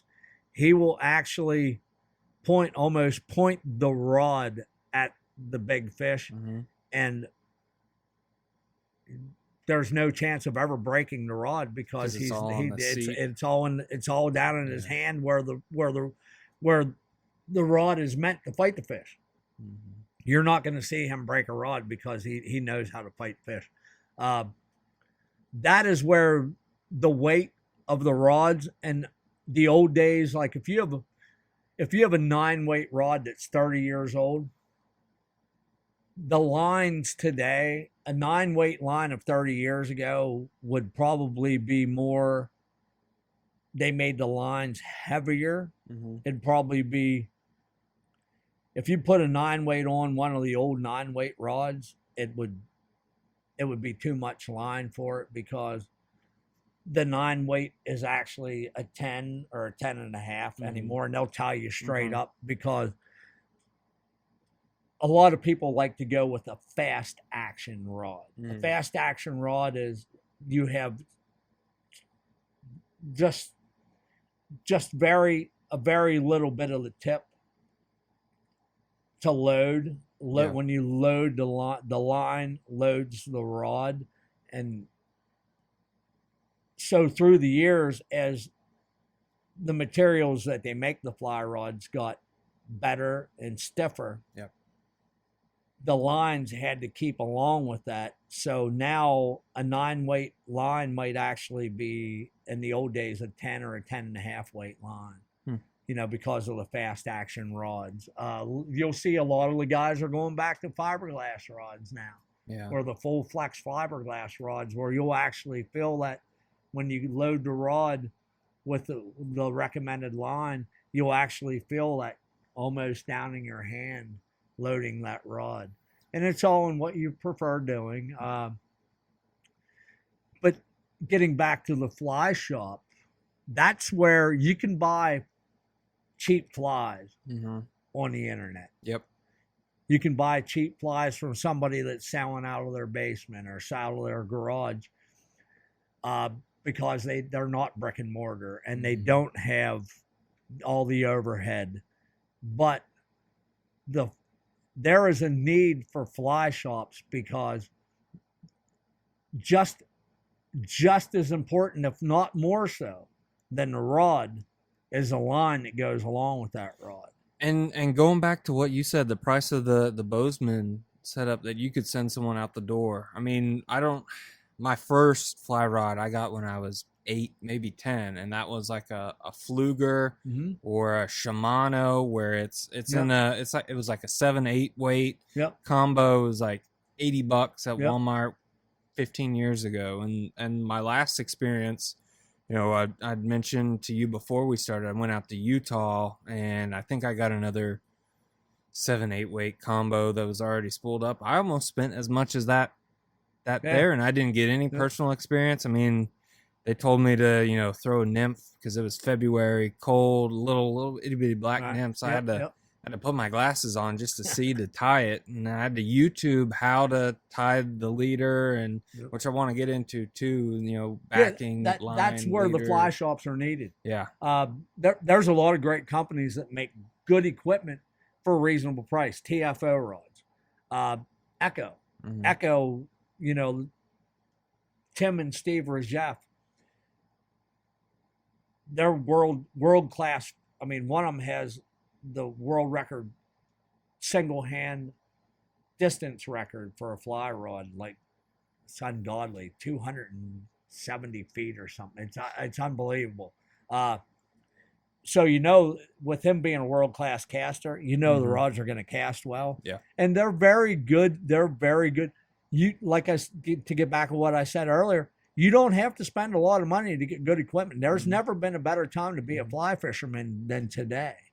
But the fly shop is a place where if you're not going to get a match combo, let's say you come in here and you want X fly rod and X fly reel, you could actually, and I've already done it, where guys come in and like yourself that don't have the knowledge or the experience, and I'll actually take a rod and a reel and I'll put a line on it and we'll go out there and cast.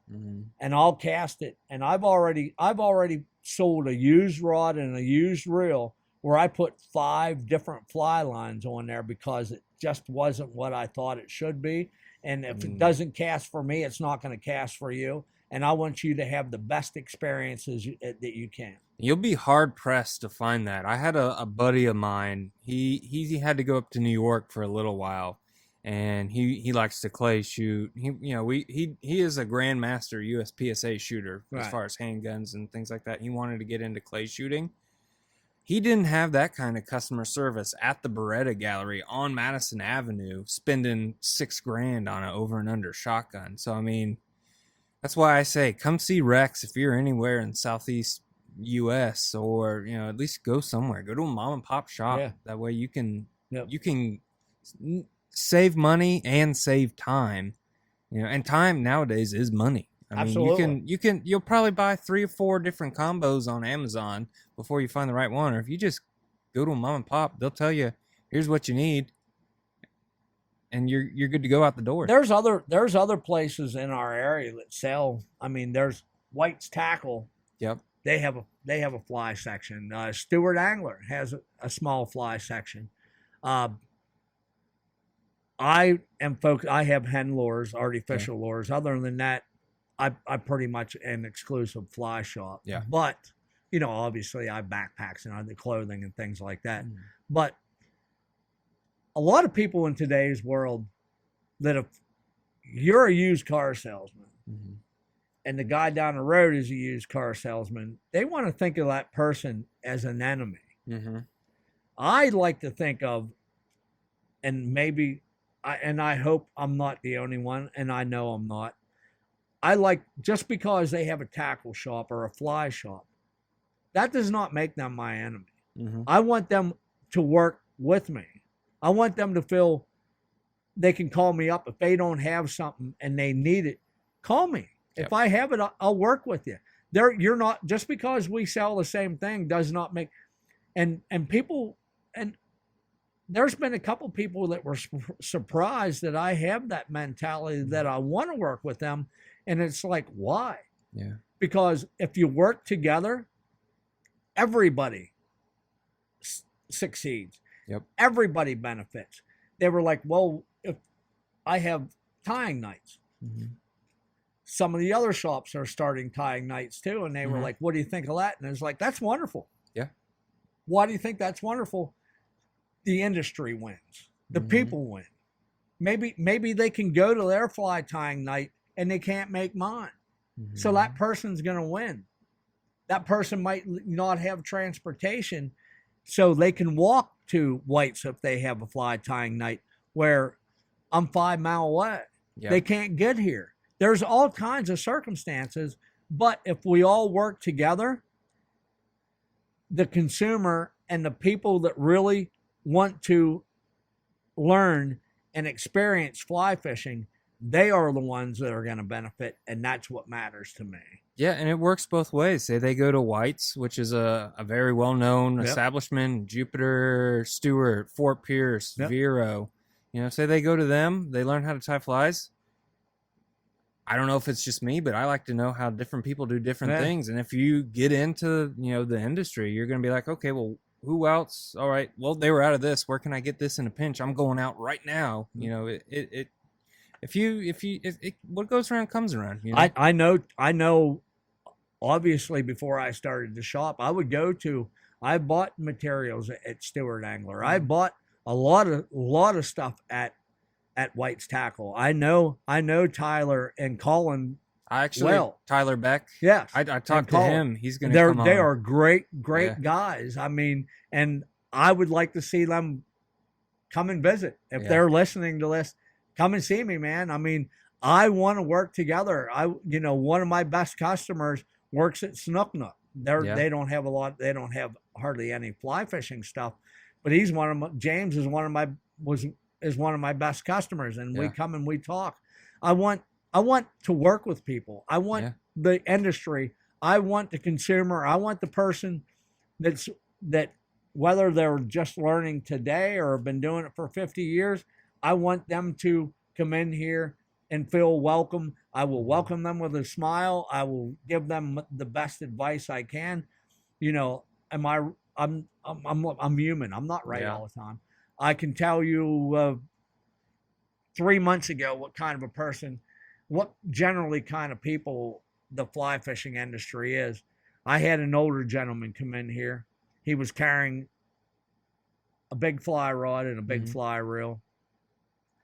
And I think he told me he was 81 years old. And he's handed me this rod and reel. He said, I never used this. He said, a friend of mine gave this to me before he passed. He never got to use it. And he said, I promised him after he gave it to me that I would try to catch a big fish on it. And I said, how can I help you? He said, he said, I'm going to go to I can't remember. Can't remember what country he was going to go to. Yeah. It was just south of Costa Rica. Panama. Okay. He was going to go to Panama, and he wanted to fish for striped marlin.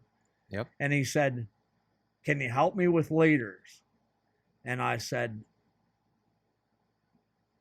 I would imagine that unless you're going by IGFA regulations, just get 100-pound test, and that leader will be good enough. He had a couple flies his friend had given to him. And I said, but I'll tell you what, we could look on the internet, and I could, I could bring it up. I said, but let me do one better. And he kind of looked at me funny. I picked up my phone and I called Rufus. Yeah. I said, Rufus, can can you help me? Give me a hand. And he said, what do you need? I said, there's a gentleman here that's going to Panama, and he wants to catch a marlin on a fly. He said, give me 5 minutes. I'm turning around. I'll be back. So the guy was listening to this, and I put my phone down and I said, I have a friend coming. And the guy knew who Rufus was when he walked in the door. And Rufus said, I'll tell you what. He said, I'll tie you up some leaders. He said, but he said, I'll help you tie up some leaders. And he said, but wait. He said, I'll tell you what I'll do. He said, I'll just tie some up and I'll give them to you. And he said, you get a hold of me. And he said, I'll show you how to rig everything up. So Rufus didn't know this gentleman any more than I did. But this gentleman come in here and he was like, I want to go fishing. And Rufus was there to help. That's the kind of people that you generally run across in the fly fishing industry. And those of us that have learned as much as we have from the previous generations, I mean, we owe that to not only the next generation, but those that don't know. That's right. So we owe that out of respect for them because they gave it to us so freely. We should pass that on. It's like pay it forward. Yeah. How much do we pay for the stuff we know? Not very much. Yeah, but yeah. Why would we charge people for what we know? Exactly. We didn't pay exactly. I tell people all the time, I am probably one of the world's worst businessmen because you can come in here and hang out with me and there's no pressure to buy anything. You can come in here 100 times in a row and I'm not going to make you buy anything. That's not why I'm here. I'm here I want to make sure that when you walk in my place, and even if you have no idea what the fly fishing world is like, and you may not even walk in another fly shop in your life, but if somebody walks up to you and fly fishing's ever, you can remember the good experience, the positive experience you have here, and you will have a positive attitude towards that. And that's what matters to me. Yeah, all I ask for is, you may be the same way, you may not be. You might be more patient than I am, but just retain what we say, because I feel like I take my buddies out and I've taught them how to I've taught them how to tie a uni to uni knot like 15 times. I still got to tie it for them. Surprisingly, like I said earlier, I'd done a lot of workshops and knots. I've seen some really, really, really good guides that aren't really good at tying knots. Knots are very important. You can have the best rod. You can have the best reel. You can have the most productive flies. But if you can't connect that fly to that line, to that reel, to that rod, you're never going to land a fish. It is essentially the knot comes down to, it's probably the most important part of your whole setup. And that's one thing I wanted to talk to you about. How do you, if there's backing, how do you put the backing on? How do you put the fly line on? Is there a tippet? Is there a leader? And then how do you tie that to the fly? What are the knots? Because I know there's a tool. When I went out to Utah, there's a tool I tied just like the leader that kind of went down. There's as many, if on a saltwater, especially, they have it on freshwater. You have your reel, and first that you put on your reel is backing. Yep. You can fish. You can get away with small pan fishing things, but generally, if you have a freshwater reel or a saltwater reel, the very first thing that goes on is backing. It's Dacron. It can be Dacron. It can be Macron. It can be gel spun. Obviously, the size of the reel dictates how much backing you'll put on. They have everything from 20-pound backing to 30-pound backing to 80-pound backing. That goes by how much backing you want and what kind of fish you're fishing for. There's numerous knots that you can tie in that backing, and essentially what they are is a loop knot. Okay. So most fly lines will come with loop-to-loop connection. That's the easiest way. There's a lot of hardcore fishermen that'll take and not put a loop in their backing and not use a loop connection on their fly line. They will tie a nail knot. Okay. That is what you connect the backing to your fly line, either loop to loop or a nail knot.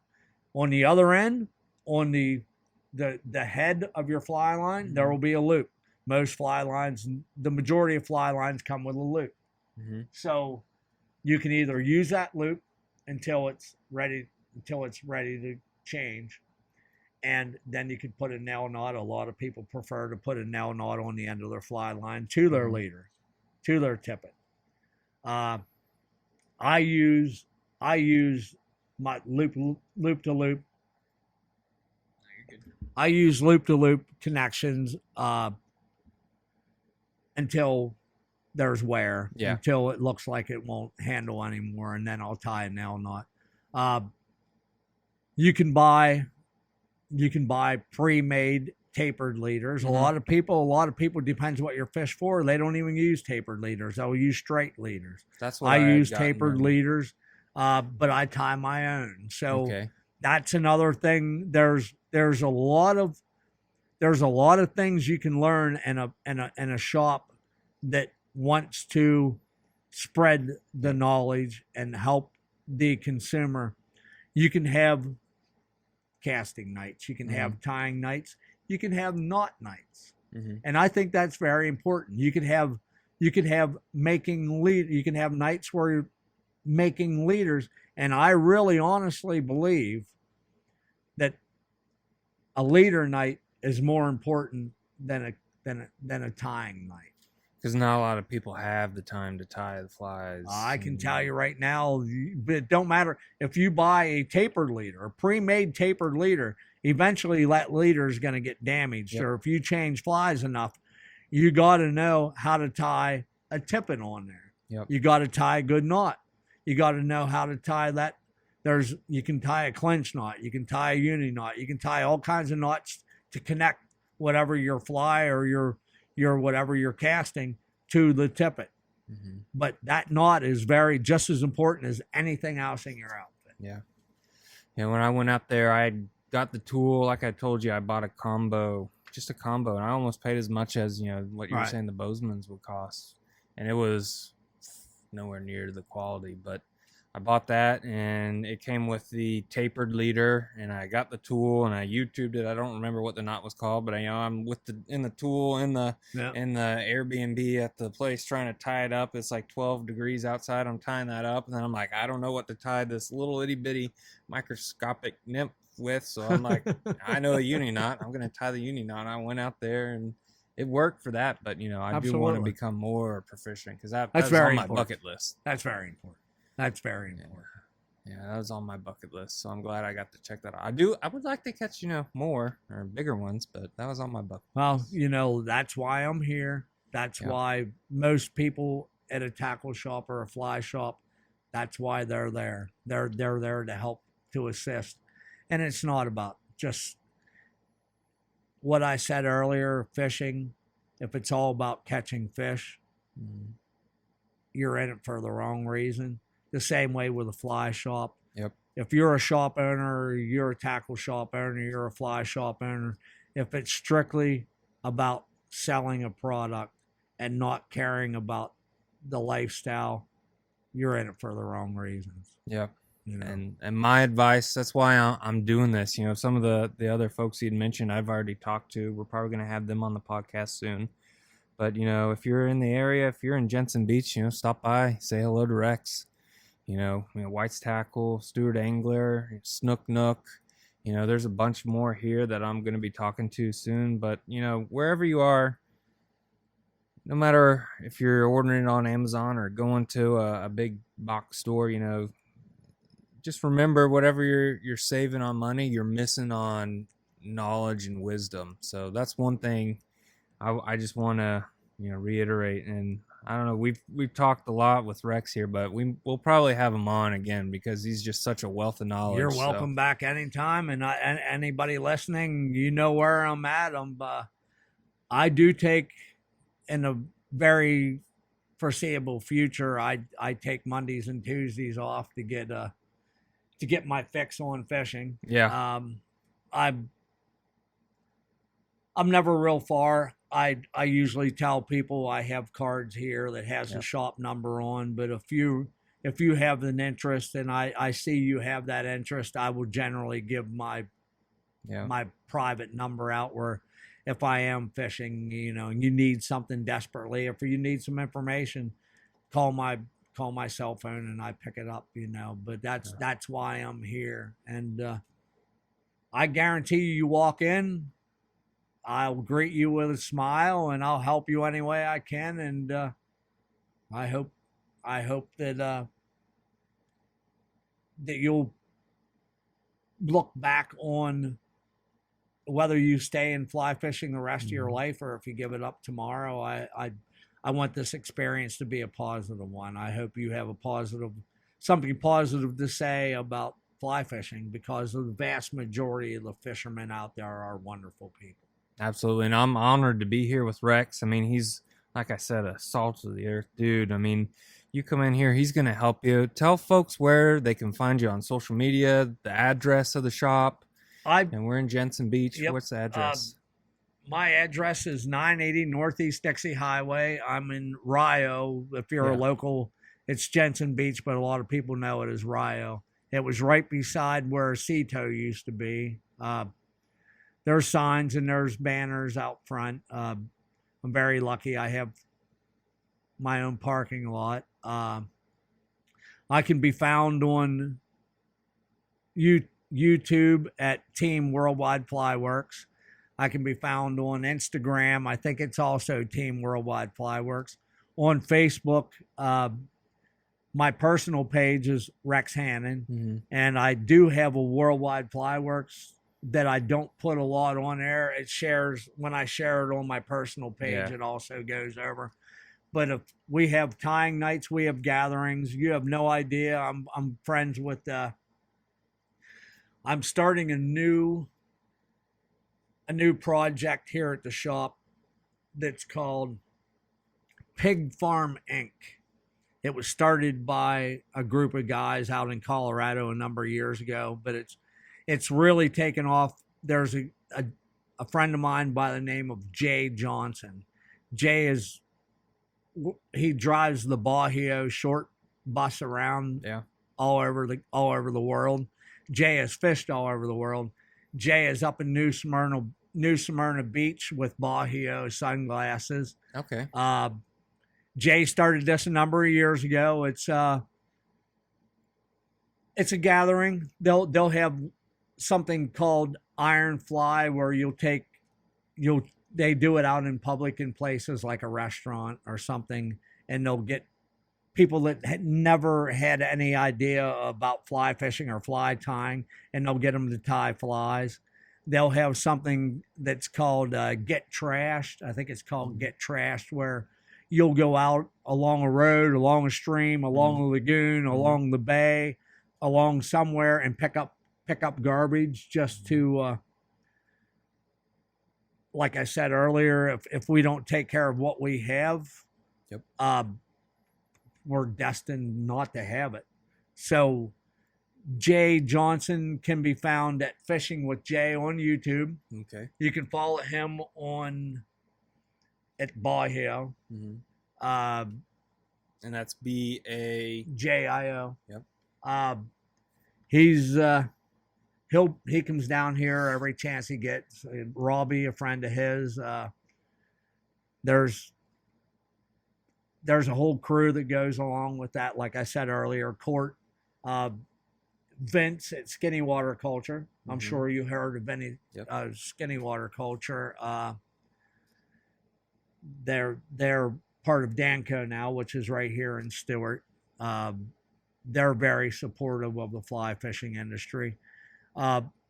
Florida is an amazing place for the fly fishermen. I mean, there's everything to fish for, from brim and Lake Okeechobee to world-class snook here in Stewart, to permit and bonefish in the Florida Keys. Court Douthit up in Dunedin. I mean, he's one of the best tarpon guides out there. I mean, it's just, you're in a fisherman's paradise when you're in Florida. And there's a lot of people up and down the coast, both coasts, that'll help you. Yeah. All you got to do is just look. Yeah, and we're gonna shout out everyone. I'm gonna get with Rex later on this week, and we'll tag or comment everyone's their usernames and stuff on the social medias. We'll do that. But your wife is also right down the road here, and tell us about her business. My wife is the general manager and part owner of Mrs. Peters Smokehouse.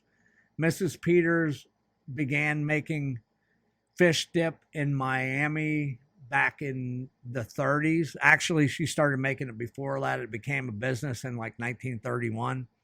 Out of necessity. Her husband was a commercial fisherman and did charters, and they always had leftover fish. So they didn't want it to go to waste. So she began smoking it. And after she smoked it, she needed something else to do with it, so she started making fish dip. That was on the docks in Miami. I think when she first opened the Mrs. Peters Smokehouse itself was in Fort Lauderdale, and they stayed there for a number of years. And in 1957, they moved here to Rio, Jensen Beach, just a half a mile down the Dixie Highway from where I'm at. It's pretty much the same as it was when they built it in 1957. Mrs. Peters is gone. She sold the business to a local family, Whirl. I think their name was Whirl. And they bought it in the late 70s. Mrs. Peters stayed on until the middle 80s, and she passed not long after that. The Whirls had it until about 10 years ago. And a local businessman, George Hart, bought it. And George hired my wife when we moved down here from Pennsylvania. And he sold it to a gentleman from Maryland. And Gary Stonecipher kept my wife on, and she's a general manager. So we have a presence here in Jensen Beach. She's an amazing person. She runs a great business. A lot of people, it's been a staple for, 90 years. Yeah. So it's a pretty interesting business. And if you're in the area, stop in and check us out. Check out WorldWide FlyWorks. Check out Mrs. Peters Smokehouse, and get yourself a taste of old Florida. That's an example of things that are going by the wayside. Absolutely. There aren't very many smokehouses left in Florida. Yeah. She's one of the few. So you can check out something that you don't see very many of anymore. You can check out a local fly shop and a local smokehouse right here in pretty much one stop. Absolutely. And I highly encourage everyone to do that. Mr. Rex Hannon, I thank you very much for coming on. Sir. I appreciate it. Thank you very much, man. Yes, sir. It was very enjoyable evening setting with you and your wife, and well, thank you. I'm looking forward to do it again. If you ever want to have me on, like I said, you'll have to put a sock in my mouth to stop me from talking. Like I said, if I'm not fishing, I'm talking about fishing. So this is my second favorite thing to do. Absolutely. And thank you. And then everyone else that's listened, thank you very much. And I hope you have tight lines. And remember, fish like hell. Thank you. Thank you, sir. I appreciate it, man. Yes, sir. I appreciate it.